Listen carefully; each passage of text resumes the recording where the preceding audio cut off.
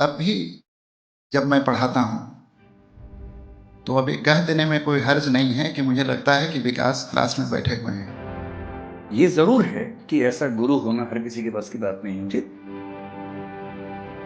ये सारा पढ़ाया हुआ दरअसल पत्ते की तरह झड़ जाता है और सब कुछ झड़ जाने पर भी पेड़ रह जाता है नए पत्तों की प्रतीक्षा करता हुआ। सर ने बड़े विनम्रता वाले भाव से एक इंटरव्यू में कहा कि बरगद के पेड़ में पानी मैंने दिया था थोड़ा सा, इतनी ही मेरी भूमिका है। सवाल यह है कि पानी कब दिया था।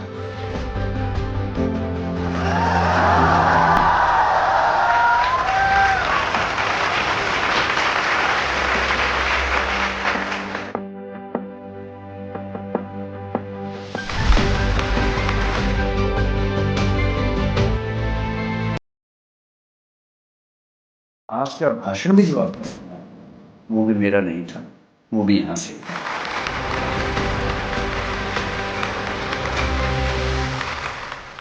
दिल्ली के मौसम में हल्के होते हुए जाड़े और चटक होती हुई धूप के बीच जब मौसम नव पल्लवित पुष्पित वृक्षों के सुगंध से खूबसूरत हो रहा है, इस खूबसूरत होते हुए मौसम में झड़ते हुए पत्तों, खिलते हुए फूलों और उड़ती हुई रुई के बीच दिल्ली के सुर्ख आसमान के तले हिंदू कॉलेज की इस खूबसूरत बगिया में आज हम जिस बातचीत के लिए इकट्ठे हुए हैं उसकी भूमिका मैं सूर्य प्रताप और मैं नेहा आप सभी के समक्ष रखने जा रहे हैं।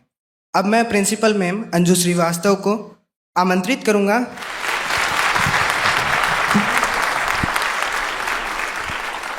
जग में पूरे माने जाने हुए हमारे बहुत ही अजीज़, बहुत ही प्रेमी प्रोफेसर रामेश्वर राय सर, इनके बारे में मैं क्या बोलूँ। आई थिंक जो अभी प्रेजेंट स्टूडेंट्स हैं उन्होंने बहुत तरह तरह से फेयरवेल्स देखे हैं सर के, और सब हमारी भावना सर के प्रति जानते हैं।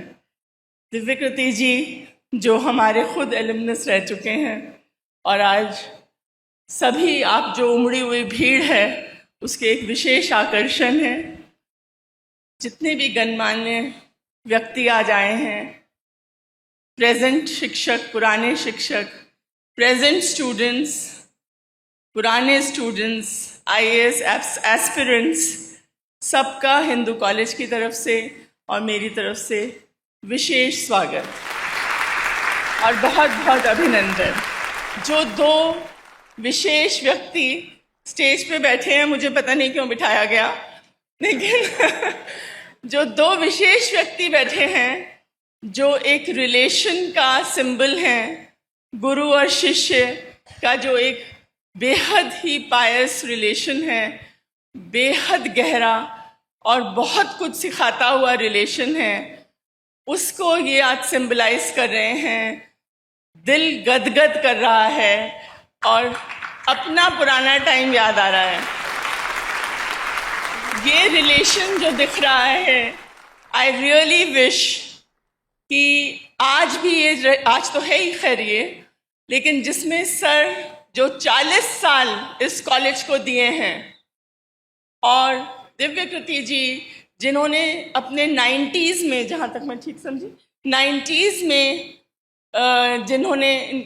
जो संपर्क में आए सर के और वो रिलेशन बरकरार रखा, और जो बताया गया है मुझे कि हर लेक्चर में रामेश्वर सर की बात होती है। So I think just such a majestic time for all the students and for all the learners। तो हमको थोड़ी थोड़ी ईर्ष्या तो हो रही है सर आपसे कि हम पता नहीं जब हम जाएंगे तो क्या होगा, लेकिन बहुत ही खुशी का हमारे लिए अवसर है। इस प्रोग्राम का आयोजन करना भी बहुत ही विशेष है, और जो हम इस अद्वितीय शिक्षक रामेश्वर राय में हमें दिखते हैं, उनका क्या सम्मान करेंगे। जो विरासत उन्होंने दी है अपनी प्रेरणा, मार्गदर्शन, विजडम से, उसका सम्मान है आज। और ये एक अनूठा रिलेशन जो शिष्य के द्वारा शिक्षक के साथ एक दिखाई देगा, जो शिष्य खुद ही बहुत बहुत ऊंचाइयों पे पहुंचे हुए हैं, जिनके शायद दर्शन भी बहुत दुर्लभ हैं, और शायद वो एकेडमिक जगत के सुपरस्टार हैं। मुझे लगता है आपको देख के मन किया कि हमने भी कभी ये पढ़ाई की होती तो हमें भी ऐसा मौका मिलता। लेकिन आई एम सो ग्लैड कि इसमें भी हिंदू कॉलेज का बहुत बड़ा फ्लैग ऊंचा होता है, क्योंकि यहाँ भी कहीं ना कहीं इनकी पूरी पर्सनालिटी, इनकी पूरे आचार विचार में हिंदू कॉलेज की झलक दिखाई देती है। तो ऐसे समझें या वैसे समझें, हिंदू कॉलेज की जय है। And thank you so very much for giving me this opportunity. I welcome Taruna ji, his wife also, who again is a Hinduite. तो और आप सब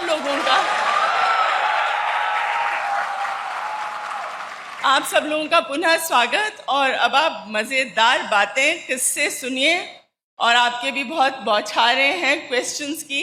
सो I wish you all a very enjoyable at least 1.5 hours. Thank you. सम्मान भाषण के लिए ma'am आपका बहुत बहुत धन्यवाद।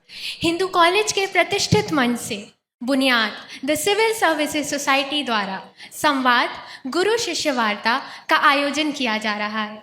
इस विशेष सत्र में हिंदी साहित्य के अद्वितीय विद्वान प्रोफेसर रामेश्वर राय एवं उनके सुविख्यात शिष्य, हिंदू कॉलेज के गौरवशाली पूर्व छात्र एवं दृष्टि आईएएस के संस्थापक डॉक्टर विकास देवीकीर्ति के बीच एक सजीव संवाद होगा। प्रोफेसर रामेश्वर राय ने हिंदू कॉलेज से वर्ष 1983 में हिंदी ऑनर्स से स्नातक किया, जिसमें वे विश्वविद्यालय में द्वितीय स्थान पर रहे। तत्पश्चात 1985 में दिल्ली विश्वविद्यालय से हिंदी साहित्य में स्नातकोत्तर उपाधि प्राप्त की। उन्हें भारत सरकार द्वारा राष्ट्रीय छात्रवृत्ति एवं यूजीसी जूनियर रिसर्च फेलोशिप प्रदान की गई।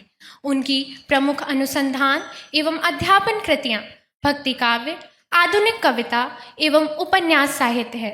उन्होंने भक्ति काव्य का वर्तमान, कविता का परसर, एक अंतरयात्रा एवं हिंदी उपन्यास गोदान से महाभोज तक जैसी प्रतिष्ठित कृतियां लिखी हैं। वे 1995 से हिंदू कॉलेज में अध्यापन कर रहे हैं एवं 2009 में दिल्ली विश्वविद्यालय द्वारा विशिष्ट शिक्षक पुरस्कार से सम्मानित हुए। अब मैं सूर्य प्रताप से अनुरोध करती हूँ कि वे सभा को डॉक्टर विकास देवीकीर्ति से परिचित कराएं। यद्यपि डॉक्टर विकास देवीकीर्ति जी किसी परिचय के मोहताज नहीं हैं, किंतु फिर भी औपचारिकता के लिए मैं आपका परिचय पढ़ना चाहता हूँ। आपका जन्म 26 दिसंबर 1973 को भिवानी, हरियाणा में हुआ। आपने हिंदू कॉलेज दिल्ली विश्वविद्यालय से हिंदी साहित्य में स्नातकोत्तर उपाधि प्राप्त की। 1996 में अपने प्रथम प्रयास में ही आपने संघ लोक सेवा आयोग परीक्षा उत्तीर्ण की एवं गृह मंत्रालय में कार्यभार ग्रहण किया। किंतु शिक्षा के प्रति आपकी गहन प्रतिबद्धता ने आपको प्रशासनिक सेवा से शिक्षण सेवा की ओर प्रेरित किया। आपने 1999 में दृष्टि आईएएस की स्थापना की, जो आज सिविल सेवा परीक्षा की तैयारी कराने वाले प्रतिष्ठित संस्थानों में से एक है। आपके शिक्षण की सरलता, गहन विश्लेषण क्षमता एवं मार्गदर्शन की विशिष्ट शैली आपको अभ्यर्थियों के मध्य अत्यंत लोकप्रिय बनाती है। अब मैं डॉक्टर रामेश्वर राय को उनके प्रारंभिक वक्तव्य के लिए आमंत्रित करती हूँ। प्रिय विकास, शंकर जी, अंजू श्रीवास्तव नहीं है, लेकिन मेरा संबोधन उनको भी है और आप सब।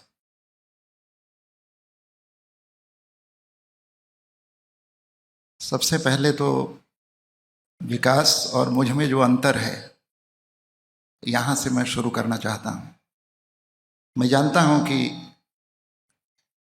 सरकारी और औपचारिक वक्तव्य का ये तरीका नहीं है, लेकिन तरीकों से बाहर जाकर ही हम कुछ कर पाते हैं कायदे से।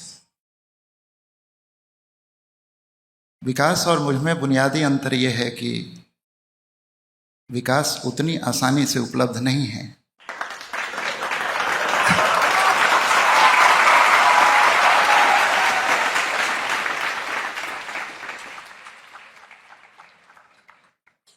इतनी आसानी से मैं उपलब्ध हूं।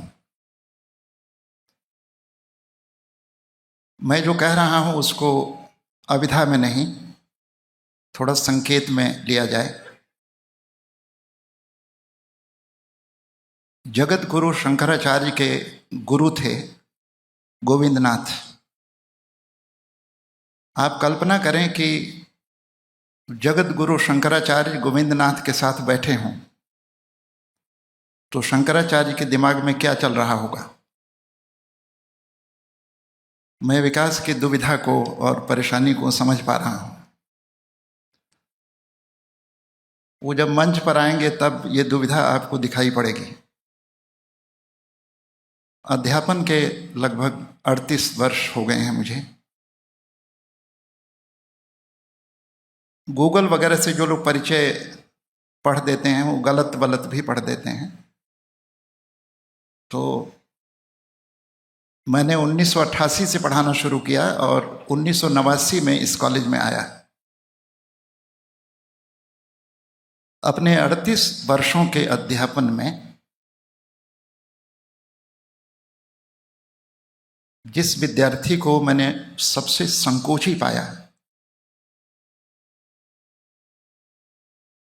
यानी विकास में इतना अधिक संकोच है अभी तक,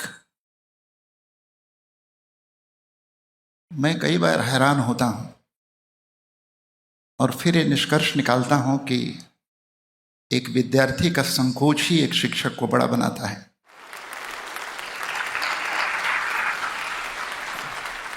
जब आप शिक्षक के रूप में जिंदगी शुरू करते हैं तब आप नौकरी करते हैं। शिक्षक बनना एक प्रक्रिया है और शिक्षक बनने की प्रक्रिया में ये सबसे अधिक महत्वपूर्ण है कि आपको कैसे विद्यार्थी मिले। कायदे से और तर्क से मैं भाग्य को मानता नहीं हूं, लेकिन मानने से क्या होगा। तो मुझे लगता है कि विधाता ने जो नियति रेखा खींची होगी उसके बिल्कुल आरंभिक चरण में विकास को भेजा गया होगा। इसलिए अब भी जब मैं पढ़ाता हूं तो अब ये कह देने में कोई हर्ज नहीं है कि मुझे लगता है कि विकास क्लास में बैठे हुए हैं। और ऐसी स्थिति में मैं कभी भी ऊंचाई से नीचे नहीं आ पाता। इसलिए मेरे यहां अध्यापन का कोई भी औसत नहीं है। मैं हिमालय को संबोधित करता हूं और ऐसी स्थिति में आपके अध्यापन में निश्चित रूप से एक उदात्तता पैदा हो जाती है। लोग नहीं देख पाते, विद्यार्थी नहीं देख पाते कि मैं वास्तव में किसको पढ़ा रहा हूं। दरअसल मैं विकास को ही पढ़ा रहा होता हूं और लोगों को लगता है कि ये तो मुझे पढ़ा रहे हैं। तो इस अर्थ में विकास का होना मेरे लिए बहुत महत्वपूर्ण है। आप यह जानकर कई दिनों तक हैरान रह सकते हैं, बल्कि महीनों तक, कि कॉलेज से निकलने के बाद विकास से मेरी यह तीसरी मुलाकात है। यानी 28 वर्षों में केवल 3 मुलाकातें, जिसमें आज की मुलाकात भी शामिल है। तो 2 मुलाकातें केवल हैं, एक पुस्तक मेले में और एक भारतीय संसद के सेंट्रल हॉल में। वहां भी इसने शब्द अच्छा नहीं है, इसलिए मैं आदर सूचक ही यहां कहूंगा। इन्होंने कहा कि सर मैं आपको सुनने आया हूं।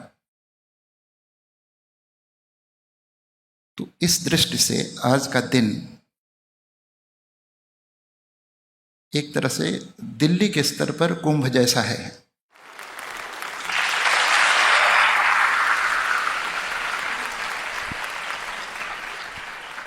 आप सभी लोग जानते हैं कि सूरज का उगना और डूबना, चंद्रमा का घटना और बढ़ना, मौसमों का बदलना, ये रूटीन है प्रकृति का। लेकिन कुंभ हर बार नहीं होता। कुछ खगोलीय संयोगों से यह कुंभ बनता है और मनाया जाता है। तो आप इसे एक खगोलीय संयोग कहें, क्योंकि पिछले 5-6 वर्षों से लगातार ये बात चलती रही कि विकास दिव्य कीर्ति को बुलाना है और कॉलेज में और सुनना है। लेकिन जिस तरह चाहने से कुंभ नहीं होता, संयोग चाहिए, तो वो संयोग आज घटित है।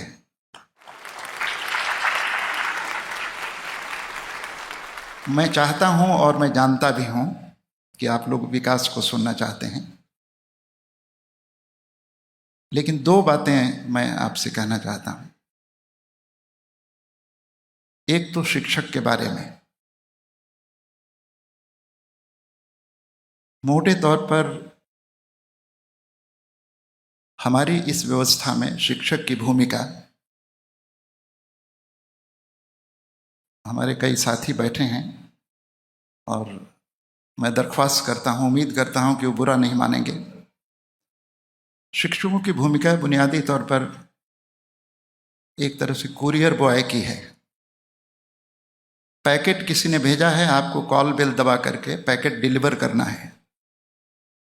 किसी ने किताब लिखी है, किसी ने सिलेबस बनाया है, कोई परीक्षा लेगा, कोई प्रश्न पत्र बनाएगा। आपका काम केवल ये बता देना है कि रामचरण शर्मा ने ये कहा, रोमिला थापर ने ये कहा, नामवर सिंह ने ये कहा। आपकी अपनी कोई भूमिका नहीं है सिवाय प्रस्तुत कर देने के। मुझे लगता है कि शिक्षक का काम बुनियादी तौर पर ये नहीं है। एक ऐसे समय में जब गूगल ने ज्ञान के ब्रह्मांड पर कब्जा कर लिया हो, तो आप कितना और क्या ज्ञान दे सकते हैं। इसलिए आज के समय को जरा आप गौर से देखें। भरोसे की जितनी जगहें थीं वे ध्वस्त हो गई हैं। धर्म पर वह ध्वस्त है, राजनीति पर वह ध्वस्त है, संत महात्मा वे ध्वस्त हैं। और 19 से या 18 से 22 वर्ष के बीच में जो बच्चे आंखों में सपने भरकर विश्वविद्यालयों की चौखट पर आते हैं, वे ज्ञान की खोज में नहीं बल्कि भरोसे की खोज में भी आते हैं। क्योंकि राजनीति, प्रशासन, धर्म, ये जिंदगी के जितने भी क्षेत्र हैं, ये अपना भरोसा खो चुके हैं। तो मुझे लगता है कि शिक्षक जो दे सकता है वो भाषा में नहीं बल्कि अपने उस आचरण में जिसमें भरोसे का दिया छिपा हुआ है। तो शिक्षक ज्ञान के कारण महत्वपूर्ण नहीं है बल्कि भरोसे के खंडहर में वह एक साबुत ईंट की तरह बचा रहता है। और इस आधार पर 18 से 22 वर्ष के विद्यार्थी को लगता है कि नहीं, अभी एक जगह बाकी है। इसलिए गर्म लू के थपेड़ों पर या थपेड़ों से फूल की मुरझाई हुई पंखुड़ी पर शिक्षक ओस की बूंद की तरह है। तब लगता है कि नहीं, सब कुछ खत्म नहीं हुआ है। और अगर सब कुछ खत्म नहीं हुआ है तो शुरुआत की जा सकती है। शिक्षक केवल शुरुआत का एक भरोसा है कि नहीं, अभी भी कुछ संभव है। इसलिए विद्यार्थियों के जहन में और खास तौर पर विकास के जहन में अगर मैं हूं तो इसलिए नहीं मैंने ये एमए का सिलेबस कुछ पढ़ा दिया, मुक्तिबोध पढ़ा दिया या कामायनी मैंने पढ़ा दिया। ये सारा पढ़ाया हुआ दरअसल पत्ते की तरह झड़ जाता है और सब कुछ झड़ जाने पर भी पेड़ रह जाता है नए पत्तों की प्रतीक्षा करता हुआ। इसलिए भरोसे के कारण शायद मेरी कोई सार्वजनिक भूमिका हो सकती है। आखिरी एक बात मैं कहना चाहता हूं कि हम सभी लोग जानते हैं ये एक हिमालय है। हिमालय में एक कमल होता है, ब्रह्म कमल, और हिमालय तो शुरू हो जाता है काठगोदाम से। काठगोदाम में ब्रह्म कमल नहीं खिलते, वे हिमालय की ऊंचाइयों में खिलते हैं। विकास मेरे अध्यापकीय जीवन के ब्रह्म कमल हैं। धन्यवाद।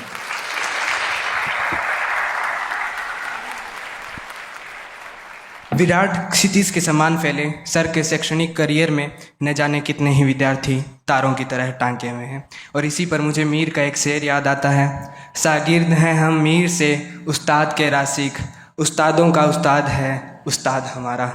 धन्यवाद सर आपके वक्तव्य के लिए। अब मैं डॉक्टर विकास दिव्यकीर्ति सर को अपने वक्तव्य के लिए मंच पर आमंत्रित करता हूँ।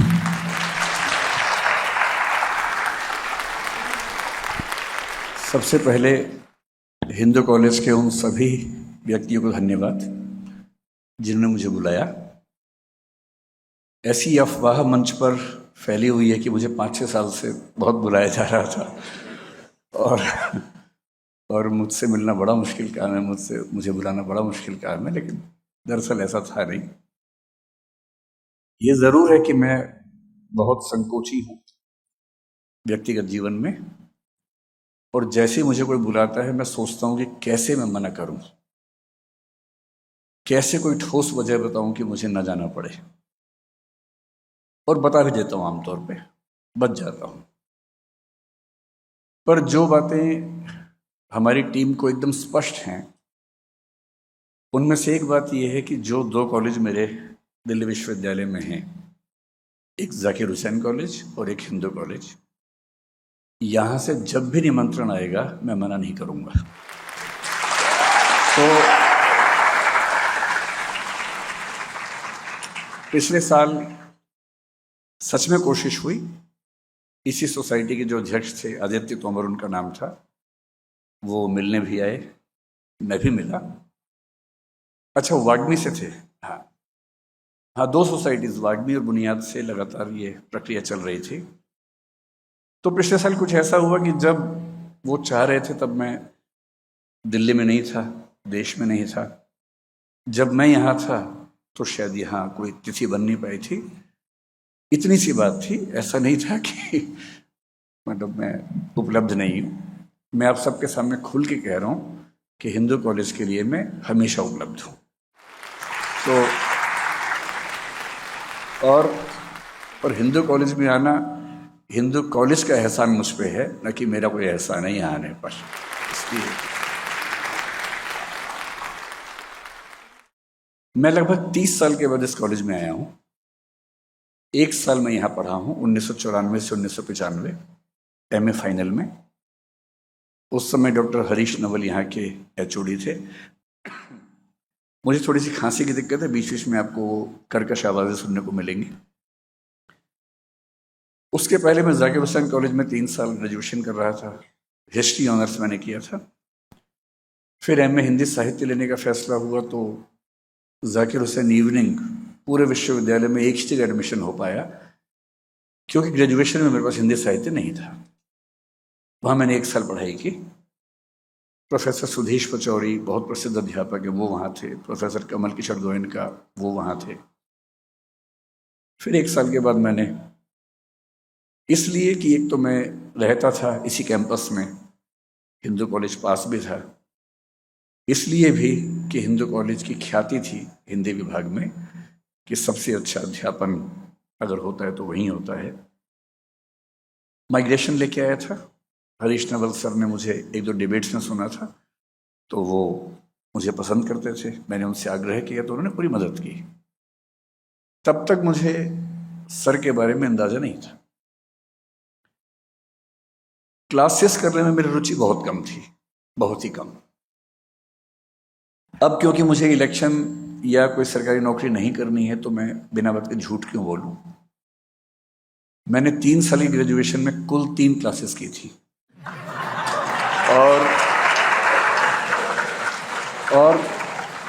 और मुझे इस बात का कोई पछतावा भी नहीं है। पूरी बात स्पष्ट हो तो बेहतर रहता है, आधी बात क्यों। कोई पछतावा नहीं है। मैंने 3 क्लासेस की थी, मैंने पूरा मौका दिया था टीचर्स को कि वो मुझे रोक सकें, पर वो नहीं रोक पाए। तो मैं मानता हूं कि वो विफल हुए। ये मैं मजाक में कह रहा हूं, इसको अहंकार मत समझिएगा, है ना, मैं मजाक में कह रहा हूं। एमए प्रीवियस में मैं जिस कॉलेज में था वहाँ बहुत बड़े बड़े अध्यापक थे, मैंने जैसे नाम बताया आपको, देश भर में उनकी ख्याति थी।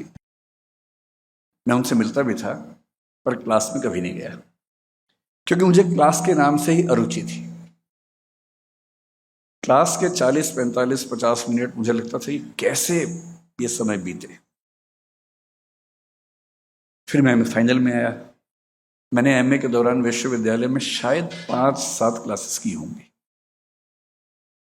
उनमें से एक क्लास मुझे अच्छी लगी। अभी सर का जिक्र नहीं आया, वो उसके बाद आएगा। 5-7 क्लासेस मैंने विश्वविद्यालय में की, अलग अलग अध्यापकों की, प्रसिद्ध अध्यापक थे उनकी क्लासेस की, सब कुछ किया। एक क्लास अच्छी लगी, और वो क्लास विश्वविद्यालय में नहीं, हिंदू कॉलेज में हुई थी। हिंदू कॉलेज में क्लासरूम में नहीं, बगीचे में हुई थी बाहर। मेरे ख्याल से भी बगीचा होगा ही सामने की तरफ, है ना। हमारे एक अध्यापक थे, सर के मित्र भी थे, उनका नाम था प्रोफेसर दीपक सिन्हा। वो और सर मेरे ख्याल से लगभग एक ही बैच के रहे होंगे, आसपास रहे होंगे। मैं यहाँ से गुजर रहा था, 1-2 दोस्त साथ में थे, और तभी किसी ने बताया कि एक सर वहाँ क्लास ले रहे हैं, इनका नाम दीपक सिन्हा है, 3-4 बच्चे बैठे हैं, आप भी आ जाओ। तो स्वाभाविक अरुचि के चलते मैंने कहा नहीं, क्या करूँगा क्लास करके। तो दोस्त 2-3 से बोले यार थोड़ी देर बैठ जाओ, फिर चलेंगे घूमने के लिए। तो मैं इसलिए बैठ गया कि ठीक है, फिर घूमने जाएंगे। लेकिन उस आधे पौने घंटे में, 1 घंटे में, रघुवीर सहाय एक कवि हैं, हिंदी के पाठ्यक्रम में थे, उन्होंने उनके बारे में पढ़ाया, कविता पढ़ाई। और तब मुझे पहली बार लगा कि अच्छा, कविताओं को ऐसे भी पढ़ाया जा सकता है। तो मेरे मन में पहली बार एक अध्यापक को लेकर बड़ा सम्मान का भाव आया कि हाँ, इनसे सीखना चाहिए। पर दुर्भाग्य, ये 1995 की बात है, मेरा एमए हो चुका था उस समय, मतलब मैं फाइनल ईयर में था। कुछ दिन के बाद मेरा एमए हो गया। देखिए, पढ़ना और नंबर लाना ये 2 एकदम अलग विधाएं हैं, इनमें कोई लिंक आपस में नहीं। मैं दिल्ली विश्वविद्यालय का 2nd टॉपर था एमए में, 65% अंक थे। एमए फाइनल में ही यूजीसी का एग्जाम देके नेट जेआरएफ कर चुका था, मैं फेलो था, हिंदी साहित्य से ही था। उसके बाद भी सच कहूं तो मुझे हिंदी साहित्य समझ नहीं आता था, तथ्य पता थे, कोई बात करेगा तो मैं उसे जवाब दे दूंगा, 1-8 घंटा बोलना होगा तो बोल भी दूंगा, पर कोई विषय उसकी समझ क्या होती है ये समझ नहीं थी। हिंदू कॉलेज में जब आया तो मुझे यह 3 उपलब्धियां हुई। सबसे पहली उपलब्धि ये हुई कि जो अब मेरी पत्नी है वो यहाँ पढ़ती थी, तो उस समय वो भी यहाँ थी, मुझसे 1 साल जूनियर थी। हम लोग पहली बार मिले तो कॉलेज के बाहर थे, तब नहीं पता था कि हम एक ही कॉलेज में पढ़ते हैं। क्लास में भी नहीं जाता था, वो भी नहीं जाती थी, तो कॉलेज से फिर लिंक थोड़ा कम था। हालांकि ये सर की क्लास करती थी तो वहीं से लिंक बना। दूसरा, इनके एक बड़े अच्छे मित्र जो बैठे हैं सामने, प्रमोद द्विवेदी, ये अब दिल्ली विश्वविद्यालय में एसोसिएट प्रोफेसर हैं श्यामलाल कॉलेज में। तो तरुणा जो मेरी पत्नी है और प्रमोद ये बैचमेट से इसी कॉलेज में थे, तो इनके थ्रू प्रमोद से मिलना हुआ। प्रमोद ने मुझे कहा कि आपकी तैयारी ठीक तो चल रही है, लेकिन हिंदी साहित्य में जब तक आप रामेश्वर सर से नहीं पढ़ेंगे ना, वो बात नहीं आएगी। इस बात की तस्दीक मेरी अब जो धर्मपत्नी हैं उस समय धर्म प्रेमिका थी, उन्होंने भी की। तो उन्होंने भी इस बात की तस्दीक की। तो जब इन्होंने बार बार जिद की, मैंने कहा देखो मुझे क्लास में जाके नींद आती है, नहीं मैं झेल पाता हूँ क्लास कोई भी।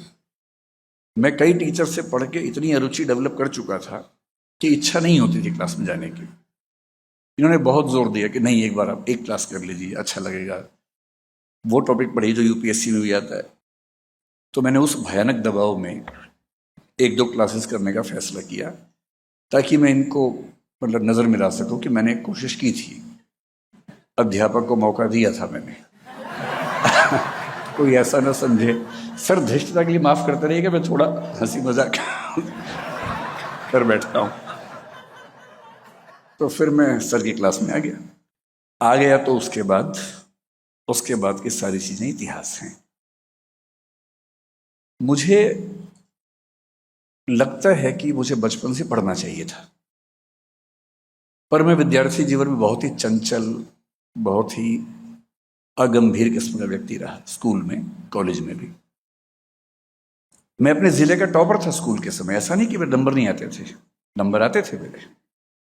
मैं विषय को समझता नहीं था, मैं विषय में डूबता नहीं था, और जैसे ही किसी विषय को पढ़ते हुए लगता था कि अभी मुश्किल होने लगता है, मैं उसे छोड़ देता था। मैंने 10वीं क्लास के बाद साइंस इसलिए छोड़ा कि साइंस से पढ़ना पड़ता था, और हमारे स्कूल में 2 ही विकल्प थे, साइंस और कॉमर्स। मुझे किसी ने बताया कि कॉमर्स में नहीं पढ़ना पड़ता है, तो मैंने कॉमर्स ले लिया। फिर मैंने कॉमर्स में अपने पूरे ज़िले में टॉप किया, करीब 10 से 12 दिन पढ़ के। फिर मैं दिल्ली विश्वविद्यालय आ गया। मैंने डीयू में आते ही बीकॉम ऑनर्स में एडमिशन लिया, पर 3-4 दिन में लगा कि इसको तो बहुत पढ़ना पड़ता है। मंडल कमीशन उसी समय आया था, आंदोलन का माहौल था जो मुझे प्रिय था बहुत ज़्यादा। मुझे ज़्यादा अच्छा लगता था कि बस के पीछे टंग के जा रहे हैं, बस का शीशा तोड़ दिया, टायर में आग लगा दी, और नारे लगाए सड़क के ऊपर, पुलिस आई तो भागे वहाँ से बच के। वो सब ज़्यादा मुझे उसमें रुचि थी, क्योंकि मेरा अकेला उद्देश्य डूसू प्रेसिडेंट बनना था और उसके बाद भारत का प्रधानमंत्री बनना था उस समय। उस बाल मन की बात है जो 17 साल का था, तब की बात मैं कर रहा हूँ। तो बीकॉम में उसे पढ़ना पड़ता था। तो फिर मैंने एक बहुत ठोस बहाना सोचा और मैंने अपने अध्यापक से कहा कि सर मुझे यूपीएससी देना है, और उसमें मैंने सुना कि हिस्ट्री बेहतर रहता है और सीए तो मुझे बनना ही नहीं है। तो बोले अच्छा ऐसा है, तो फिर एक एप्लीकेशन लिखो। मैंने एप्लीकेशन लिखी। फिर बोले कि मैं तो साइन कर रहा हूँ, अब हिस्ट्री के डिपार्टमेंट के हेड से साइन करवा के लाओ। ये ठीक वही दिन था जब मंडल कमीशन का कर्फ्यू लगा हुआ था दिल्ली में। मैं पीतमपुरा में रहता था और हमारे एचओडी जो थे वो साकेत में रहते थे। पीतमपुरा से साकेत लगभग 25 किलोमीटर होगा। मैं पैदल गया, बीच बीच में लिफ्ट, कहीं को ट्रक मिल गया, ट्रक में घुस गए, बस मिली, बस तो खैर नहीं चल रही थी उस समय। पूरी दिल्ली का माहौल बड़ा अजीब था, हर जगह आग, धुआं, ये सब था। उनके घर पहुंच के साइन करवाए। बोले कि इतना सीरियस बच्चा मैंने पहली बार देखा है। तो मैंने भी इस बात पे उनको काटा नहीं। मैंने कहा हाँ आप ठीक कह रहे हैं, आपने ठीक ही देखा है। और फिर गया, हिस्ट्री ऑनर्स लिया, सिर्फ इसलिए कि हिस्ट्री में पढ़ना नहीं पड़ेगा। शंकर जी से मेरी बात चल रही थी। शंकर जी और मैं एक ही बैच के हैं, 90 से 93। ये भी हिस्ट्री के विद्यार्थी थे, मैं भी हिस्ट्री का था। मिले आज हम पहली बार है जीवन में, लेकिन हम एक ही बैच के लोग हैं। फिर मैंने पहले साल में काफ़ी पढ़ाई करके 44% अंक अर्जित किए, जो मेरे पूरे करियर का सबसे खराब स्कोर है। फिर सेकंड थर्ड में बहुत कोशिश करके संभाला, तो मैं किसी तरह से 51 तक पहुंचा। मेरे ग्रेजुएशन में 51% अंक हैं। मैं खुल के इसलिए कह रहा हूं कि आप में से जिसके नंबर कम आ रहे हैं, चिंता मत कीजिएगा, नंबर जीवन में कहीं काम नहीं आते। इस बात को बिल्कुल मन से निकाल दीजिए। और 3 साल मैंने इतिहास कितना पढ़ा? जितना मेरे रूममेट ने नोट्स बनाए थे उतना ही पढ़ा। मेरा एक अच्छा रूममेट था, हालांकि वो हंसराज कॉलेज में पढ़ता था, मैं जाकिर हुसैन में था, और वो नोट्स अच्छे बनाता था। तो वो पता भी करता था कि इस बार क्या क्या आने वाला है, उन्हीं के नोट्स बनाता था, कुछ कहीं से मैनेज करता था, फोटोकॉपी। अच्छा दोस्त था मेरा। तो एग्ज़ाम से 7 दिन पहले, 8 दिन पहले बोलता था कि ये निगलना है और पेपर में उगलना है। और इस निगल उगल कार्यक्रम में मैं निष्णात था। निष्णात को अंग्रेजी मास्टर कहते हैं, आपकी जनरेशन पता नहीं समझेगी या नहीं। मास्टर का मतलब, एक्सपर्ट का मतलब निष्णात। मैं निष्णात था, ठीक नंबर आ गए, 55% फाइनल ईयर में थे, जो सब एवरेज करके 51 हुए। पर मैं खुशी की बात है कि अपने कॉलेज में, क्योंकि बाकी विद्यार्थी बहुत खराब थे, मैं वहां भी टॉपर था। उसमें मेरी कोई भूमिका नहीं है, बाकी बच्चों की भूमिका है। वो मुझसे भी खराब थे, इसलिए मैं टॉपर था। लेकिन मुझे डीयू में सबसे ज्यादा मजा किस चीज में आता था? इलेक्शन लड़ने में, डिबेट्स करने में। हाँ, मैं डिबेटर था, मैं स्कूल में खूब डिबेट्स करता था। मेरे माता पिता का योगदान रहा, उन्होंने मजबूर किया कि मैं मंच पे जाऊं, और मैं उनका बड़ा कृतज्ञ हूं। मैंने डीयू में 3, 4, 5 साल की डिबेटिंग लाइफ में, क्योंकि फर्स्ट ईयर में मंडल कमीशन था, डिबेट्स हुई नहीं उस साल। उसके बाद से डिबेट्स की। डिबेट मेरे लिए रोजी रोटी का सवाल था। मैं घर से पैसे नहीं लेता था, मेरे घर में पैसे थे भी नहीं उस समय। मैंने 17 साल की उम्र से आज तक अपने घर से एक पैसा भी नहीं लिया है। और मैंने जो 4-5 साल डीयू में गुजारे, डिबेट से अपना खर्चा चलाया, हॉस्टल का, पढ़ाई का सारा खर्चा चलाया। ये मंच भी मुझे याद है कि मैंने यहाँ भी डिबेट जीती हुई है, इसी मंच पर जीती हुई है। और डीयू में लगभग हर कॉलेज में एक आध डिबेट मैंने जीती होगी, क्योंकि उसकी संख्या कुल मिला के 300-400 से कम नहीं थी 4-5 साल के डिबेटिंग करियर में। अब आप सोच के देखिए कि एक ऐसा अहंकारी व्यक्ति जो जहां जाता है डिबेट जीत जाता है, जिसको अपने बोलने पर इतना गुमान है, और माहौल भी ऐसा होता था कि अगर मैं डिबेट में गया तो बच्चे मान लेते थे कि अब सेकंड के लिए फाइट करनी है, फर्स्ट के लिए नहीं करनी है। ऐसा माहौल, और मुझे इसका अहंकार, गुरूर। ऊपर से एमए करते करते यूजीसी जेआरएफ हो गया था। भारत सरकार ने मान लिया था कि मैं विद्वान आदमी हूं। तो विद्वता का अहंकार गजब भरा हुआ था मेरे अंदर। पहला अटेम्प्ट 96 में देना था, मैं 21-21.5 साल का हुआ ही था उस समय। हॉस्टल में मजाक चलते थे हमारे दोस्तों के बीच में कि कोई अगर बहुत सीरियसली पढ़ रहा हो तो हम बोलते थे कि और ठीक से पढ़ो, सेकंड रैंक लाना है तुम्हें, क्योंकि फर्स्ट तो तय है, सेकंड ही तो मैक्सिमम अवेलेबल रैंक है, फर्स्ट तो है ही हमारा, उसमें कोई बात ही नहीं होनी। ऐसा अहंकारी व्यक्ति 2 व्यक्तियों के दबाव में एक क्लास में घुसा है। आप पूरा सीन समझ पा रहे होंगे। मैं इस भाव से घुसा हूं कि मुझे क्या पढ़ाएंगे। जेआरएफ होल्डर हूं, यूनिवर्सिटी का सेकंड रैंक होल्डर हूं, 65% नंबर मेरे एमए में थे, कोई मजाक है। लेकिन मुझे एक क्लास होते तो समझ में आ गया कि चुप ही रहना ठीक है, सुनना ठीक है। और मेरे जीवन में अकेली क्लासेस, मैं बड़े स्पष्ट शब्दों में कह रहा हूं, ग्रेजुएशन की 3 क्लासेस, एमए की 5 से 8 मान लीजिए, 10-11 क्लासेस कुल मिला के, और उसके बाद मैं सर के पीछे पढ़ के मैंने सर के साथ कम से कम 60-70 क्लासेस की होंगी, जिद करके। और जब तक मैंने सर से पूरा सिलेबस नहीं पढ़ लिया तब तक मैं बेचैन रहा। कभी कभी सर के घर पहुंच जाता था, रोहिणी में सर रहते थे, कि अगर सर यहाँ नहीं पढ़ाएंगे तो हमें तो शर्म किस बात की आनी है, घर पहुंच गए। हमें क्या पता कि सर, मैडम, बच्चा, उनका पर्सनल टाइम भी हो सकता है कुछ, हमें क्या मतलब उस बात से भाई। हमें आईएएस बनना है, हम जगत गुरु हैं, हमको तो कैसे कोई टाइम नहीं देगा। तो हम तो बेशर्मी से सर के घर में घुस जाते थे कि सर पढ़ाइए कुछ भी करके, क्योंकि एग्जाम आने वाला है, हम तो बताइए हिंदी आलोचना, हिंदी उपन्यास का इतिहास बताइए पूरा। असाध्य बिना उस समय नहीं थी, राम की शक्ति पूजा समझाइए, सरोस्मृति बताइए, अंधेरे में कविता समझाइए। और उन 3 महीनों में जो हुआ, अब मैं उसका थोड़ा सा आपको डिस्क्रिप्शन देना चाहता हूँ। मेरी स्थिति अभी ये है कि मैं जानबूझ के उधर देखने से बच रहा हूँ, मैं जानबूझ के यहाँ देख रहा हूँ। जब मैं 12 साल का था तो मैंने स्कूटर चलाना सीख लिया था। वैसे लाइसेंस की उम्र 18 साल तब भी होती थी, पर हमें पता नहीं था। हम एक छोटे शहर में थे, वहाँ हर व्यक्ति चलाता था 12 साल की उम्र में, तो हम भी चलाते थे। तो 12 में सीखा, पैर नीचे नहीं लगते थे। तो जब घर पहुंचते थे हम पहले हॉर्न बजाते थे, कोई बाहर आके रोकता था स्कूटर को कि उतर जाए उससे। हम ब्रेक लगाते थे, बड़े भाई रोक लेते थे कि चलो उतर जाओ स्कूटर से। हम वैसे चलाते थे स्कूटर 12 की उम्र में। तो मुझे सिखाया था मुझसे जो नेक्स्ट, मैं सबसे छोटा हूँ, 2 बड़े भाई हैं, तो जो बीच वाले भाई हैं उन्होंने सिखाया था। बड़े विनम्र हैं, इतने विनम्र हैं कि उनके साथ मुझे लगता है कि मैं बड़ा भाई हूँ, जबकि वो मुझसे बड़े हैं, क्योंकि वो बहुत विनम्र हैं, बहुत अंतर्मुखी हैं। उन्होंने मुझे सिखाया, बढ़िया सिखा दिया, और मैं फर चलाने लगा स्कूटर। जब 15-20 दिन हो गए तब बड़ी हिम्मत करके मैंने बड़े भैया को बताया कि भैया मैंने स्कूटर सीख लिया है। बोले अच्छा चलो देखते हैं। बड़े भैया वैसे ही जैसे बड़े भैया होते हैं, पिताजी की फोटोकॉपी। तो वो पीछे बैठ के बोले चलाओ। अब 15 दिन का मेरा अभ्यास ठीक ठाक था स्कूटर का, और मैं छोटी गलियों में ऊपर नीचे ऐसे ऐसे करके सब चला चुका था, वीडियो गेम जैसा। अब मैंने स्टार्ट किया। क्लच, आज की जनरेशन पता नहीं क्लच गियर समझती होगी या नहीं, क्योंकि आजकल तो वो जो आप समझते हो तो बटन दबाया और झूम के चल पड़ा।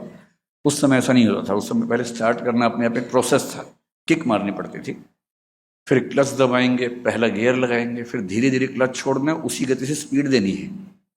उनका बैलेंस बहुत जरूरी होता था। बैलेंस न बने तो या तो आवाज रेस की बहुत तेज आएगी अगर रेस ज्यादा दी, नहीं तो घच घच घच करके रुक जाएगा स्कूटर। अब बड़े भैया पीछे बैठे हैं, घच घच घच रुक गया। भैया बोले यही सीखा। मैंने कहा 1 मिनट रुकना भैया। फिर ठीक किया, फिर स्टार्ट किया, फिर घच घच घच, 3 4 5 बार घच घच हुआ। और भैया बोले अभी नहीं, छोटे हो। वो जैसे ही पीछे बैठे मेरा स्कूटर बंद हो जाता था। मेरी हालत कुछ कुछ आज वैसी है। जिनसे सीखा है उनके सामने बोलना है, और मैं इसलिए जानबूझ के वहां देख नहीं रहा हूं कि वहां भैया बैठे, वरना घस घस घस हो गए मेरी गाड़ी रुक जाएगी और मैं क्यों क्यों वहां देख के क्यों बोलूं मैं। तो मैं तो इस भाव से देख रहा हूं कि जैसे शुतुरमुर्गी मुद्रा कहते हैं कि जैसे बिल्ली और कबूतर के बारे में कहते हैं, जब कबूतर बिल्ली को देखते हैं, कबूतर अपनी आंख बंद कर लेता है और कहता है बिल्ली नहीं है। तो कुछ कुछ मैं उसी मुद्रा में आज हूं। उन 3 महीनों में क्या हुआ, असली सवाल ये है। सर ने बड़े विनम्रता वाले भाव से एक इंटरव्यू में कहा कि बरगद के पेड़ में पानी मैंने दिया था थोड़ा सा, इतनी ही मेरी भूमिका है। ये बात सही है कि किसी व्यक्ति की किसी के जीवन में भूमिका दरअसल इसी तरह की होती है कि किसी को आपने पानी दिया, खाद दी, न्यूट्रिएंट्स दिए, यही भूमिका हो सकती है। सवाल यह है कि पानी कब दिया था और कितना दिया था, और पानी केवल पानी था या उसमें न्यूट्रिएंट्स भी शामिल थे। वो पानी उस समय मिला जिस समय पानी की सबसे ज्यादा जरूरत थी, जब सूखा पड़ा हुआ था, जब जड़ें सूख चुकी थी। सूख क्या गई थी, गीली हुई ही नहीं थी कभी। और उस समय जब पहली पानी की बौछार अंदर पड़ी और लगा अच्छा पढ़ाई ऐसे भी होती है, पढ़ाई में समझना भी होता है, साहित्य का संबंध इतिहास से भी होता है, फिलॉसफी से भी होता है, सोशियोलॉजी से भी होता है, इकोनॉमिक्स से भी होता है।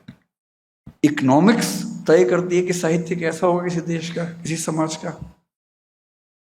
और तब समझ में आया कि ये अलग अलग विषय, अलग अलग डिपार्टमेंट्स तो नाम नाम के हैं, दरअसल तो एक ही चीज को पढ़ने के भिन्न भिन्न तरीके हैं। इसलिए जो इंटरडिसिप्लिनरी अप्रोच आज हम बोलते हैं कि बहुत जरूरी है, मैंने पहली बार जहां से सीखी वो सर से सीखी। और सर कोई भी विषय पढ़ाते थे तो लगता था कि जैसे चक्षु खुल गए, कि नई कविता या छायावाद। और मैं उस समय लिखने की स्पीड मेरी ऐसी थी कि मैंने सर का एक एक वाक्य लिखा हुआ है, आज तक रखा हुआ रजिस्टर मेरे पास। यहां तक कि सर ने बीच में छींका भी तो मैंने वो भी लिख दिया कि छींक यहाँ पर आई है, कि शायद कोई खास वजह से आई हूँ यहाँ पर, भाई बाद में रिवीजन में आसानी रहेगी।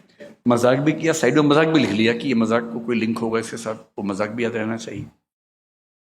कई साल तक मैंने वो विषय पढ़ा, वो रजिस्टर्स पढ़े। JRF वगैरह सब होने के बाद पहली बार मुझे साहित्य समझ में आया। अब सीधा योगदान मैं कहूं तो मेरा पहले अटेम्प्ट में सिविल सेवा में सिलेक्शन हो गया। लेकिन ये तो एक मोटा कथन है ना कि सिलेक्शन हो गया।